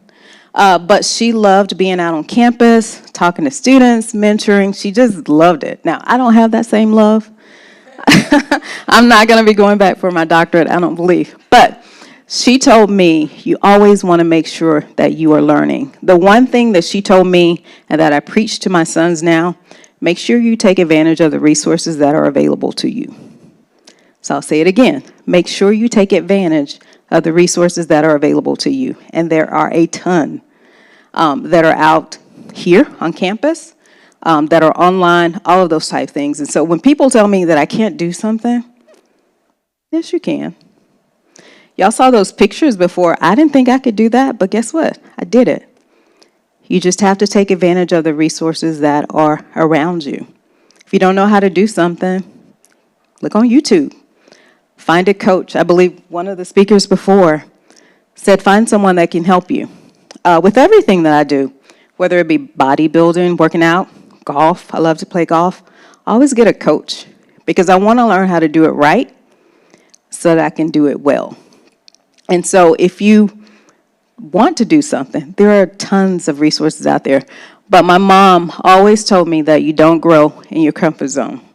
And so if you want to grow, if you want to get better, if I want our hospital to be better, we have to get uncomfortable. We have to operate outside of our comfort zone if we are going to get to that next level of success.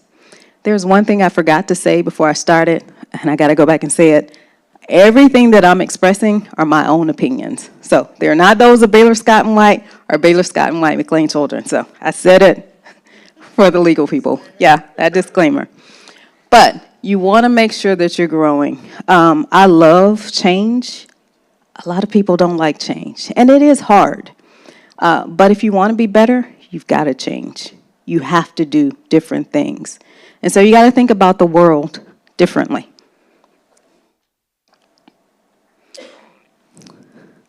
That's my verse, and that's what I always go back and think about. I always have faith in everything, but you have to work. So you can have faith, but you also have to do the work to get there. And so there is no get-rich-quick schemes. There's everything successful takes work. And so just know that you're going to have to, don't sigh. You got to put in the work to get there. But I will tell you, it is so rewarding. It really, really is. And so I think if you look, that says Blaze Trails. And it's an award that I got, I think it was earlier this year, being a trailblazer in my industry and in this town. But those are all the things that we just talked about. So treating people well, making sure that you're building those relationships, address your dress, so dress like you want to be addressed. Be intentional with your time, especially as you're going through school. You've got to block off time to get this work done. Sometimes you have to make that sacrifice. No, you can't go to this party, you can't do this. But, school is only for a finite period of time. But what you do here is going to play a big part in where you get to. Legacy of learning, so always making sure you're consistently learning. You can learn something from anybody. It doesn't have to be in school. It could be at the man on the corner. There's always something to learn from everyone. And staying positive and consistent. So those are the big things. I think that is my last slide. And this is a way, if you want to connect with me, you want to build that relationship, remember it's got to be more than text. Certainly, you can connect with me on LinkedIn. I think that's it. Any questions? Any questions? Who's my trainer? Her name is Brittany Campbell. Now, I don't know if she will train others because she hung up her bodybuilding shoes a few years ago. But her name is Brittany Campbell. You can Google her and see her pictures. Yeah. She's awesome. She is awesome. Any other questions? Yes, sir. What's the most surprising thing about being president of McLean? The most surprising thing? Something you did not expect. I did not expect. I don't think anything surprises me now because there's so many weird things that have happened since I worked there.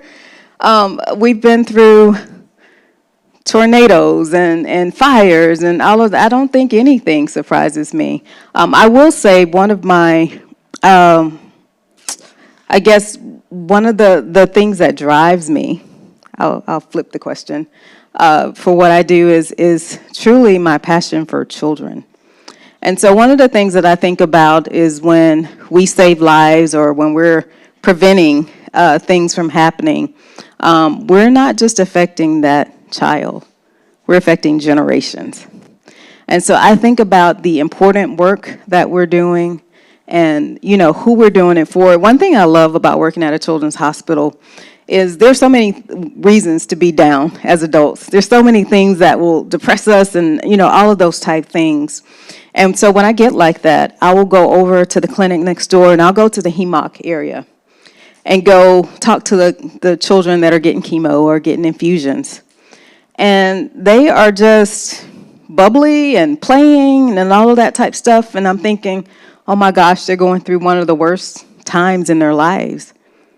And what's my excuse? What am I complaining about? Kids are so resilient, and they have such the biggest spirit. So even if they're sick and in our hospital, as soon as they feel better, they want to play. And so one of the things that I love, I was with one of our child life specialists one day and spent maybe about 3 hours following her around. I got to play with Play-Doh. I played Uno, all those things that I had not done since I was little. And kids are so funny. They're so transparent and true, very honest. And so it was just a lot of fun. And so I think about, even though the work we're doing is very complicated, very complicated, I think about who we're doing it for. And I always want to make sure that we are doing our absolute best for our patients and for our families. And so I always tell everyone at my hospital, it takes all of us. It's not just me. It takes all of us. So if Gilbert is cleaning our floors, we want our floors to be clean because we want to prevent infections. It takes all of us to make sure that we can provide the highest quality that we can. And one thing that you may not know about McLean Children's, yes, we are a smaller children's hospital. But when you put our quality up against every other children's hospital in the country, we're top 20. So you've got high quality care right here in your backyard. And a lot of people don't know that. And so I'm on a mission to make sure that people know that. And certainly if your child is sick enough to be in the hospital, children's hospital is always where you want that child to be because everything is catered to them and their conditions. I forgot your question, but I went off on a different tangent. Right. What other questions? What do you all have? Yes. You talked about the importance of having resilience. Yes. Resiliency is what got me through everything that I talked to you about earlier. The people around me, the things that I told myself, You got to think about where it is that you want to be. So when I told you a long time ago I didn't have a plan for getting to where I am right now, I said I wanted to be CEO of a children's hospital, but I didn't have a plan. Some doors open along the way. I stumbled upon things along the way, but I made sure that I took every opportunity that came up. Now, there were some opportunities that came up that I didn't want to do. Like my chairman one time said, hey, I need you to head up some research projects. I told him, I don't like research at all. But he didn't give me a choice. He said, Dale, I need you to head up this research. And so I did. But the one thing that I will tell you is when I get into something, I'm going to do it the best that I can, whether I want to do it or not. Those things that I learned doing those research projects helped me with a project maybe 2.5 years down the road with something that I started called Family Food and Fun to help teach the importance of exercise, what we eat, all of those type things. It helped me with that. So the one thing that I will tell you, you saw my verse about faith.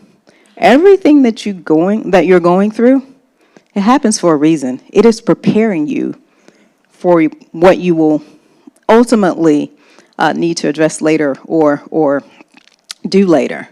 And I didn't know it then, but it was preparing me for the work that I needed to do with Family Food and Fun. Everything that I've done up to this point has prepared me for this point. So don't ever think that anything is in vain, but also to make sure you take advantage of the opportunities that people give you, because you never know who you'll meet.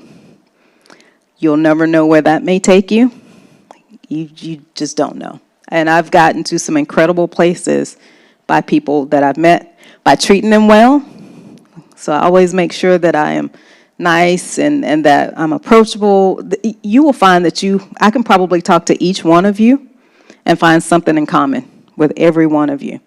All it takes is a conversation. So communication is very, very, very important. But being resilient takes that mindset, that positive mindset that you need to just keep going. And I see that in children every day at our hospital. At the end of the day, they're children. They want to play. They want to do everything that any other child does. So no matter what condition they're going through, cancer, whatever, at the end of the day, they're children. So always want to make sure that you keep pushing. But that motivation a lot of times has to come from within.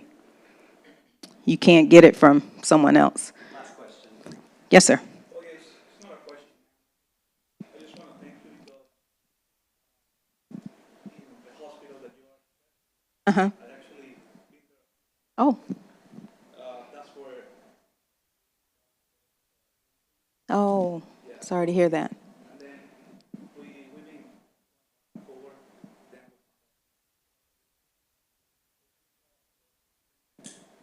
You're welcome. You're welcome. I want to talk to you afterwards. Yeah, absolutely.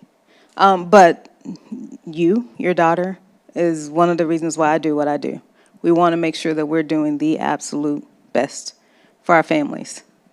And so you can only do that by having a good team around you and making sure that you're bringing the best that you can to the table. I will stop talking. Thank you so much. And I'll echo it. My kids have been there too. And so I've had son with the surgery, daughter hospitalized with pneumonia. So I'm very appreciative of the work that she and her team does. So. Well, thank y'all so much. Thank you.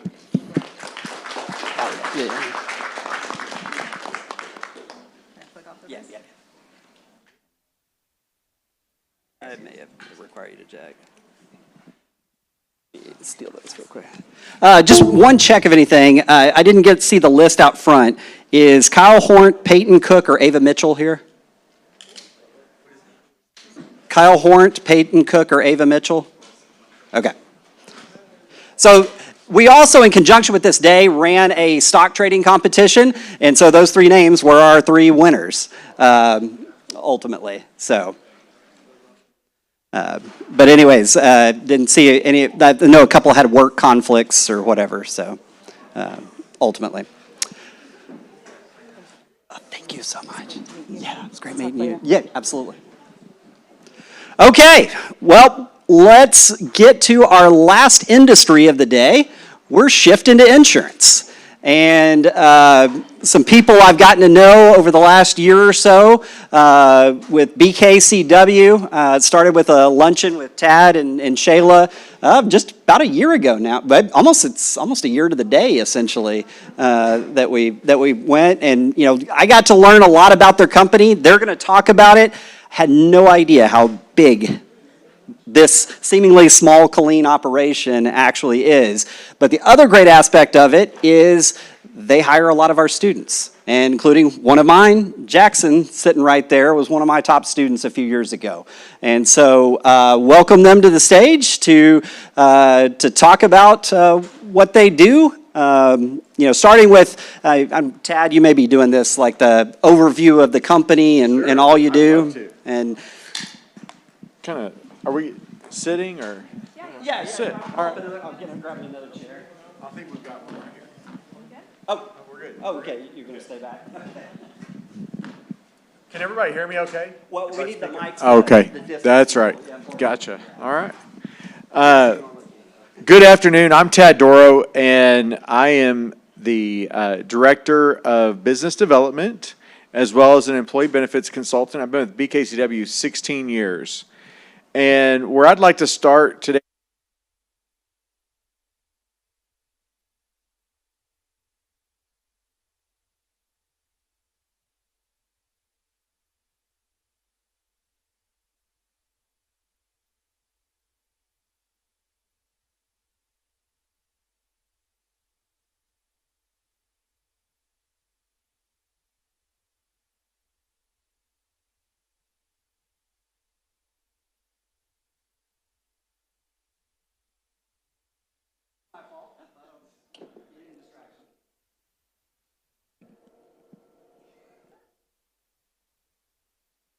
How about now? There we go again.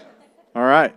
So a little over 70 years ago, Mr. Bigham was approached about moving from just south of Waco to Killeen and starting an insurance agency after Fort Hood was kind of being built up.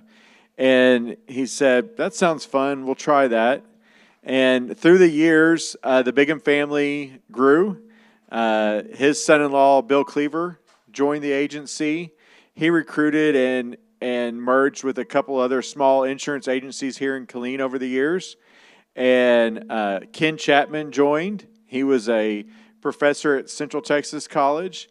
Charlie Watts joined. He was just as everyone's local insurance agency. And so we took care of everybody's auto and home and some small businesses and things like that. And then Mr. Cleaver had a grand idea of, you know what, we ought to expand. We ought to do some more things. And they really got into employee benefits and expanding their market. And so they started working with employers throughout the state of Texas.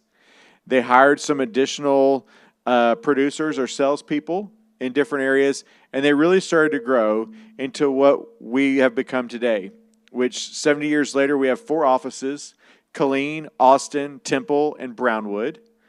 We serve employers and businesses in, I think, 37 states, maybe 2 countries, something along those lines, and really a lot of Texas-based companies.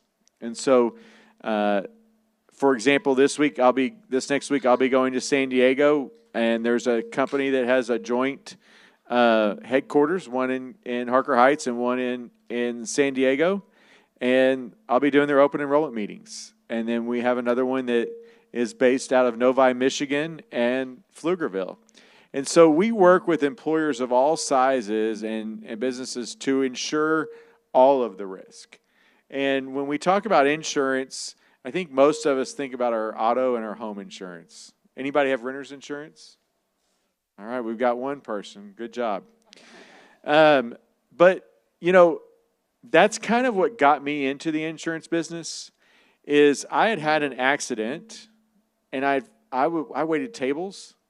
And when you wait tables, if you've ever done it, you kind of live day by day. You get make $50 to $100, pay this bill, save this bill, go out, work 1 week to pay all your bills. You know, it's not a great way of learning how to manage money always, because it's ups and downs, right? And so I had forgotten to pay or not paid my insurance on time, and I had an accident while running an errand for work. Today I know that the employer should have probably paid that, and a lot of different things there, but I did not know that then. And I got hit. However, I didn't show up to court because I was scared and about what was going to happen. And so I had this $10,000 bill that I had to pay $100 a month forever on. And so when I met Mr. Chapman a few years later and we were talking about insurance, I was actually going to go work for Allstate. And Mr. Chapman said, well, why don't you come work for us? I said, well, I don't even know what you guys do. Aren't y'all a law firm that does insurance? And he goes, no, you know, this is, and he went into what we did. And he said, we're always hiring good people. And I did not know really what that meant at that moment in time. But then I met Mr. Cleaver and interviewed with him. And he asked me a series of questions that he used to ask everybody. And then I said, man, I might actually get this job. And I didn't know what I was getting into at that point in time. I just knew that anybody that I ever met in the insurance business, they always played golf, okay? They always seemed to go to fun events and do fun things. And one of my buddies in middle school, his dad was Charlie Watts. He always got to go to football and baseball games. So I was like, well, this can't be that bad. And so then to come to find out, Charlie Watts' son, Zach, who he and I graduated at Killeen High School together, he's also a producer out of the San Antonio area. And so he and I have come up in this agency together. And so when I joined the agency, I thought I was going to get to play golf and go to baseball games and football games all the time.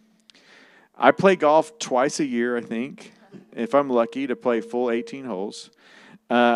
There are some football games and baseball games we do get invited to that are fun. But overall, it's one of the most rewarding things that I have ever done, because I get to work with employers and make sure that their employees have the insurance and the products that they need to protect their business and their employees. We just heard from Dell about the Children's Hospital. The products that we help employers with, health insurance primarily, pay those bills. And without that, we already have a lot of people that face a lot of debt every year due to health care in this country. But without even those basic employer health plans, we wouldn't be able to have the resources we have today. And so it's that important. And we often forget about the transactional piece of it, but how it impacts a family. And everyone in here knows someone that's had a major illness, cancer, or some life event that has put them into that health system. And without the proper coverages, that changes their life. It's already changing their life by going through that life event. Without the proper coverages and the proper protections, it's going to drastically change it even further. And so that's one of the things and one of the reasons why I think this is so rewarding and a great career. Secondly, on the property and casualty side of things, the buildings and the vehicles, the coverages that we provide there. We had a tornado this year, right? And it was pretty massive. Well, without insurance, that would not be covered.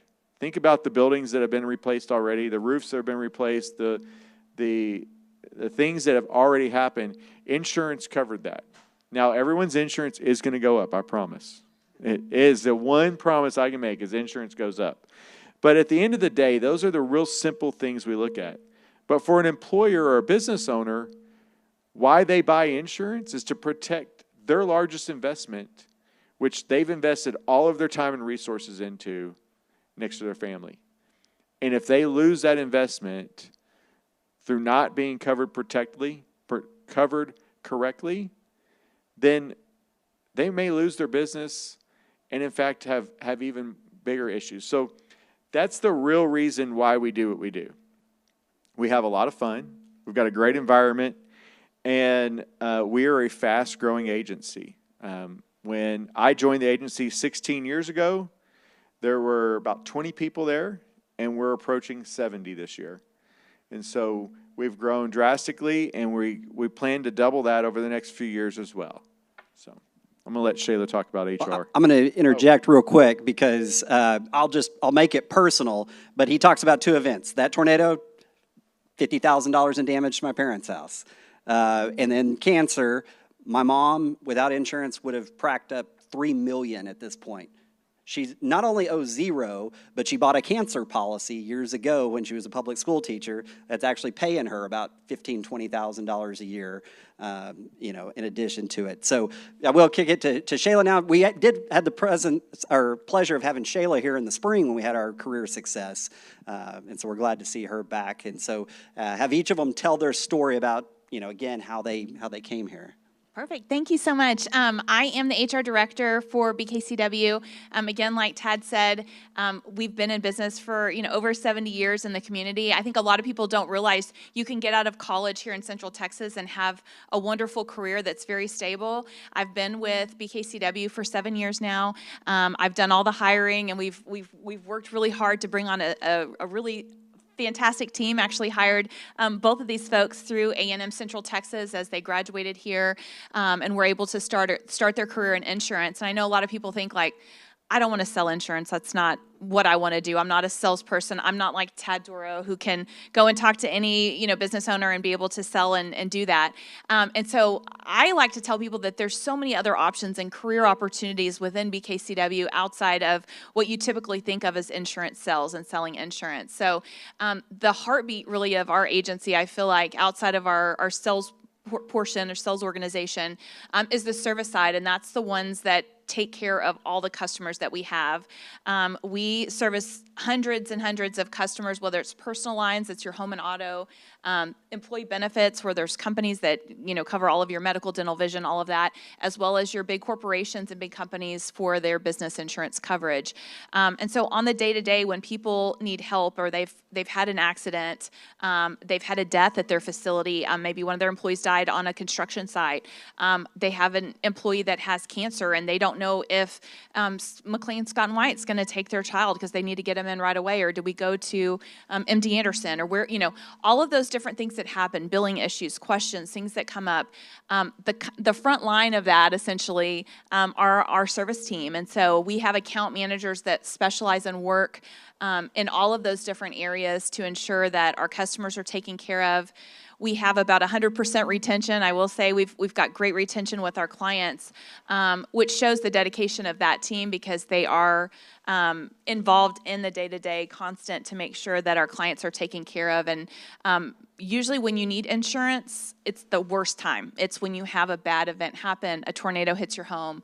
A lot of times people are very upset and they have questions and they need help with it. And so I like to share that side of the story a little bit too, because I know a lot of you that are coming out with a business degree are thinking, hey, I'd like to stay maybe local in Central Texas, or maybe I want to move to Austin. Where is an entry level? I don't have to know insurance. I don't have to have a degree in insurance specifically. We do all of our training in-house. We have tons of different certification process that you go through to learn insurance and become familiar and really dig deep into it. I think at the end of the day, you become an expert in insurance because you have to. There's so many layers of insurance and the risks that are involved with it, that our people are just really, really knowledgeable and can provide the level of service that our clients need. And so I like to just kind of turn it over again to these two so they can tell you more about the day-to-day, so you learn a little bit about the roles that they have outside of selling insurance. Again, if you're interested in sales, we have sales opportunities too. 7 opportunities this next year, so just like Yeah, we're hiring salespeople. So if sales is something you're interested in, I will say that if I had known probably when I graduated from college, like the opportunities that you could have selling insurance, I would have probably done a completely different route. Now I'm way too far out of time for that. I've been out of college for 24 years now, but I think that, people don't realize the opportunity that's there. If you sell an item or it's similar to like an investment banker. You have residual income or you have renewal commission and revenue that you can earn year over year. And I can say firsthand that we have producers at our office that are in our organization who've been there a long time that make more money than any doctor or lawyer you'll ever meet because they have invested and built a massive book of business and have dedicated their entire career to taking care of those clients and retaining them. So there's a lot of great opportunity during COVID. We didn't lay off. We were hiring people. I was bringing people on. Usually in harder times in a recession, insurance is, like you see, the premiums are going up. So it's always a positive environment for us to be able to continue to hire and bring on and always look for good people. Don't have to have experience in insurance. Don't even have to know what insurance is. We train you to do all that. And so I'll let you guys, I know you've got some questions. I think that we kind of went through, I think that you guys kind of know a little bit about, but I'm going to turn it over and let them kind of introduce themselves and tell you they're both in two different departments. Both of them graduated from A&M Central Texas so that they can tell you a little bit about their day-to-day. Hi guys, my name is Maria. I work in the personal lines side of things. So just like Shayla was saying, home, auto, renters. I was actually still in school when I started at BKCW, which was a blessing in disguise because I have a degree in HR and that's what I wanted to do, and I had no knowledge of insurance. Luckily, I had a referral and knocked my interview out of the park. This is a great company to be with. I was afraid, like anyone else would be. I don't really like change, but to grow, you need to change. And so when I started at BKCW, I kind of didn't know what I was getting myself into, obviously, and being with the company, you learn so much every day, and still I've been with the company for over a year now, and I'm still learning. Yeah, there's always room for improvement, room for growth. Just like they said, we're at 70 when we want to grow. I am who you would call if you don't like your renewal increase, which is obviously happening, and it does suck. But one great thing about insurance is it's going to be there. And I don't have to worry about waking up like with COVID, oh, will I have a job tomorrow? Because we did have a job and we were here for the people and not just for ourselves. And that's what I really like about insurance. And, people call me and they're very upset, and I do my best because I want to be a people pleaser, and it does suck where we are right now. And that tornado hit and it just keeps getting worse. I love Texas, but the weather is not always great, and I'm sure everyone knows that. Yes, and so, it is going to continue to increase, just like Todd was saying. But there is ways to save, and people don't really think that. And recently, my dad was in a car accident, and, the guy was obviously at fault, and my dad is a construction worker, and he was hauling a trailer with a lot of machinery, and unfortunately, the insured who hit him didn't have the best insurance, and it's frustrating for anyone. And seeing my dad being so frustrated because this is something that wasn't supposed to happen, and things happen unexpectedly every day. And this is just one of those things that for him, it's unexpected, frustrating, and having to watch it firsthand, it sucks, but that's what insurance is for. Luckily, we have higher limits than the others. And that's the one thing I will like to say. If your auto limits are at state limits, please increase them. Because a car alone now, when I was 18, I got my car for $15,000, and now that car is worth $30,000. How? Inflation. Yeah. But, yep. Good afternoon. My name is Jackson Owens. I'm in our commercial lines department at BKCW. I'm also born and raised here in the Killeen area, and so when I was making the decision on where I wanted to go to college, I knew I wanted to stay close to home. So I was very fortunate to be able to attend Central Texas College first and then finish off here at Texas A&M Central Texas. And when I was getting ready to be finished with my studies, I knew I still wanted to stay here in the area to start my career. And when I was looking around, looking for a job, I'd heard of BKCW before because of the involvement in the community. And so I had reached out to Shayla, and then the rest is history when it comes to that. So it was definitely a great opportunity to stay here local. Like I said, now I work in our commercial lines department. So on a day-to-day basis, I'm pretty in constant communication with our various business owners, like Tad and Shayla and everybody were all mentioning, making sure that all their exposures that they have to loss are properly covered. So when an event like a tornado or like the hailstorms that we've experienced in the area happen, they have proper coverage and they can still continue to operate their business, and that we can get them made whole as soon as possible to where they don't have any lapses in their operations of their business. So it's definitely a very rewarding portion of what we do every day. And like Shayla said too, BKCW is a great opportunity. Even if you don't have insurance experience, we'll take you, we'll get you trained up. Lots of great opportunities to become educated in the insurance industry. It's definitely very rewarding. Just to be there for people. Like I said, a lot of times when we're talking with people, it's in a situation where they're dealing with it, they're in a difficult time. So it's definitely rewarding and fulfilling to be able to be there for them, be able to help provide solutions for them when they're going through those types of experiences. Jackson, can you clarify, what was your major here? She said HR, you were? I majored in management. Okay, so management. So we got management and HR, and they ended up in the finance and insurance industry. So that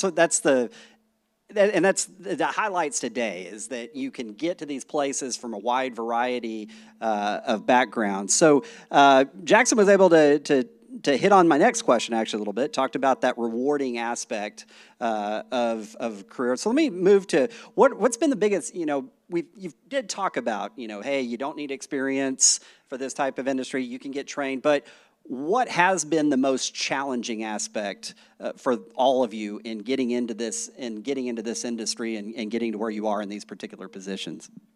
Well, that definitely is the biggest challenge, I would say, is coming in and not knowing anything. And I think, like Tad mentioned earlier, a lot of times when you think of insurance, you kind of think of like your home or your auto or your renter's insurance. And me personally, being fresh out of college, I kind of took a little bit more of the traditional path where I finished high school and went into college right away. I never even had my own insurance policy myself. And so I really was kind of starting at ground zero in terms of the knowledge. So definitely the opportunities, like getting the license, you have to be a licensed agent. So going through those, and as I said, there's so many different types of insurance, especially for me on the commercial side. You don't think about business owners and all their equipment, things like their tractors, and all those sorts of different things. They have to have coverage as well. With the new construction of a building, that has to have its own separate type of policy. So there are so many different things to learn, but the great thing is that BKCW provides the resources that you need in order to be able to learn those things. And also just the people that are already there have a great wealth of experience and knowledge. And that's one of the great things is the collaboration that we have at BKCW. Everybody's always willing to help, lend a helping hand. So that's definitely a positive in terms of overcoming that challenge if you don't know anything at all whenever you enter the industry.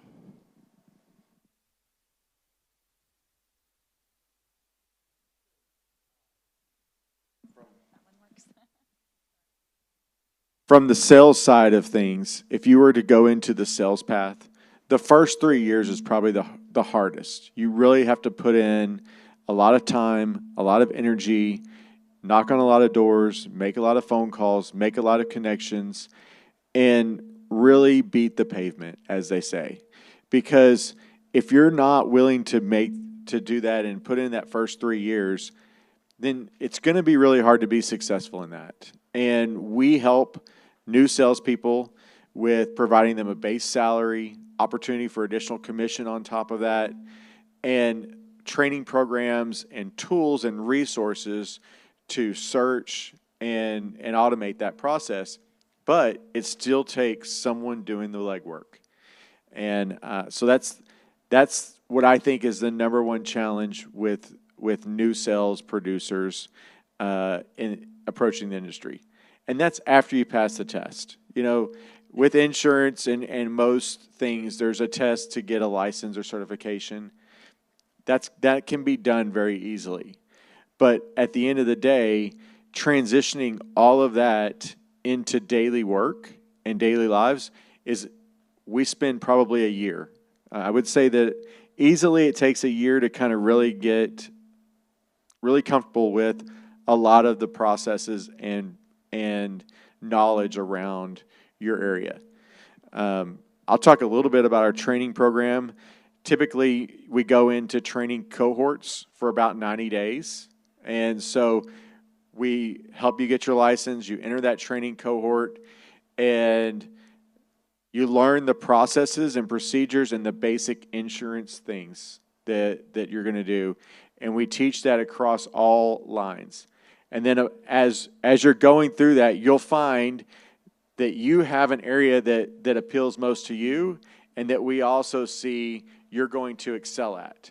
And so by the time you graduate from the cohort, we kind of have an idea of where you'll end up that's going to be the best fit for you and the agency and the team that you'll be joining, because we work on a team of teams approach. So because we have PTO and sick days and things like that, and things happen.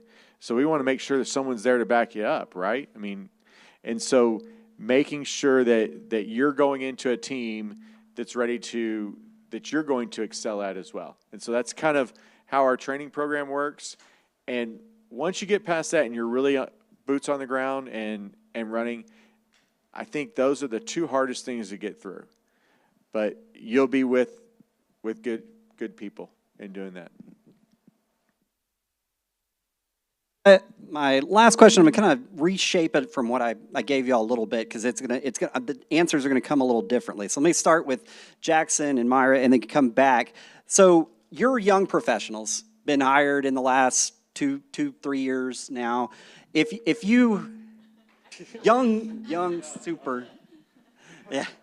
No, I always, someone called me on that once. You are new professionals. So thinking back to like your educational time, as now that you're employed or whatever, do you have any advice for things that maybe you would have done a little differently during your academic journey, experiences, et cetera, to prepare you, not just for this career, but maybe any career? Definitely. I think being involved in any ways that you can while you're here on campus. Fortunately, during part of my time here on campus is whenever COVID hit, so things kind of went all online in that time. And one of the things that I wished I would have had the opportunity to do was to be more involved, whether it be organizations. I know the Career and Professional Development Office. Those are some of the things that I wanted to take advantage of while I was here that I didn't actually get the chance that I wanted to. But I think that's definitely something to take advantage of. Those resources, that way can help you kind of, once you graduate, kind of springboard you either into your first career or your next career. Those are definitely things that I would recommend taking advantage of. I would have to agree with Jackson in that sense. Internships, anything that you can get your hands on here, the more people you know, the better. Just like I said, I started with a referral, and luckily I had the referral. I would have never thought to dip my toe into insurance. I would say if you guys have anything here on campus, I would go to it. I also was stuck during COVID, so everything was online, so I didn't get to take advantage of those options. So I kind of just took what I thought was best for myself, and it was probably the best decision I made. So we'll reshape it a little bit for Tad and Shayla as hiring managers, bosses. We've obviously, in some instances, people might connotate, a degree in finance with insurance. We've obviously established that's not the case. So what are you two looking for in anyone coming into the insurance industry? What are those skill sets, beyond a degree? And like I said, it relates to those experiences, but what are those things about either experiences or the skills that y'all are specifically looking for? Yeah, so great question. I think we, just looking for good, hardworking people that are dedicated, want to learn. I think always being kind of what Del mentioned earlier, being a continuous learner is really important in our industry because it changes year over year. So wanting to have the knowledge and the willingness to go and do the licensing and, start your job and just be all in to learn the business and continue to learn year over year. Personally, I like to hire people that I would want to sit by every single day. People that have good work ethic, that have, integrity, that are fun to be around, people that truly want to be a part of an office culture. We offer hybrid days. We offer a lot of different flexibility in our jobs so that you can be a working mom or dad, or you can have a family outside of that, but you also want somebody that you can depend on and have a good working relationship with. So I kind of look for that, and I talk a lot about, culture and some of those different things when I'm hiring people. We can train anybody on insurance, but you can't train people on how to be a good person or a nice guy or whatever. So, I look for that, I think, a lot in candidates, and really, like they mentioned, doing those internships, getting the confidence and building that. We offer internships. We hire people that are working through college. Last year we had 2 or 3 interns. They're amazing. They would run circles around people, and they just came in and learned it so quickly. And we're getting so much done, and they come back at Christmas and work again. And when they're in town and stuff like that, we've had great success with interns. So, if those are some of the things that you're looking for as you're finishing up, and you just say hey, I want to see if this is something I would even consider or be interested in, try it out. Come do an internship with us. See what it looks like on a day-to-day, and that can kind of get your feet wet. But honestly, you don't have to have a specific degree or specific skill set or even specific jobs in your history. We will train the people to learn what they need to learn as they join. I would say a couple things. We are very dependent upon phones and social media today and text messaging, and Dell hit it a couple times. Don't text me and think we're in a relationship or send me a LinkedIn message. Oftentimes when we meet people in career fairs and things like this, they are not addressing their dress. They are not dressing for success. They have a hard time communicating, shaking a hand, and doing things. And I think those are soft skills that are often forgotten. So challenge yourself to shake that hand, to address people, to dress for success. Some of those old sayings that they used to say, I really appreciated her saying that, because that is something that is often hard to address in today's society as people are entering the job force. And that will get you a leg up as you meet with professionals and business owners. Can I add one thing too? Absolutely. The other thing I would say is having a good resume. Proofread it. Make sure you don't have misspelled words. Have somebody else proofread it. Sometimes you can't catch stuff on there. Put a good resume together. Even if you don't have a lot of stuff to put in it, spend some time on it. Make sure that it's good. Practice interviews. What would you say? Having the confidence to talk on the phone in an interview, in person in an interview. But put a good resume together and send a thank you note, whether it's an email, written note, whatever it is. Thank the person who spent some time to interview you or spend time with you, because I think that goes a long way as well, and also helps to set you apart from other candidates to kind of get your foot in the door. Following up and being proactive is really important to getting a job. I'm going to add to that resume part. Take advantage of the, I can't remember what you guys use here. You guys can schedule an appointment, and that's what I did when I was here. I scheduled an appointment and had someone look over my resume and help me clean it up and polish it up. I would take advantage of that here at Central Texas A&M. So on that note, we should have an AI-assisted resume tool coming out in the not-too-distant future called Quincia to help. And we do intend to make, our CPD, you can go anytime, but we will try to have some COBA specifics, and Shayla, I'll lean on you hopefully next spring to help with that, to have some of our local industry people take a look and so give you that direct practitioner advice on that. So at this point, questions from you? Any questions from the audience? They've provided a wealth of information, though. Well, I want to thank you all today, and I want to thank in particular our panel, and I'm sure Tad Shaler or anyone would talk to you hereafter if you have further interest.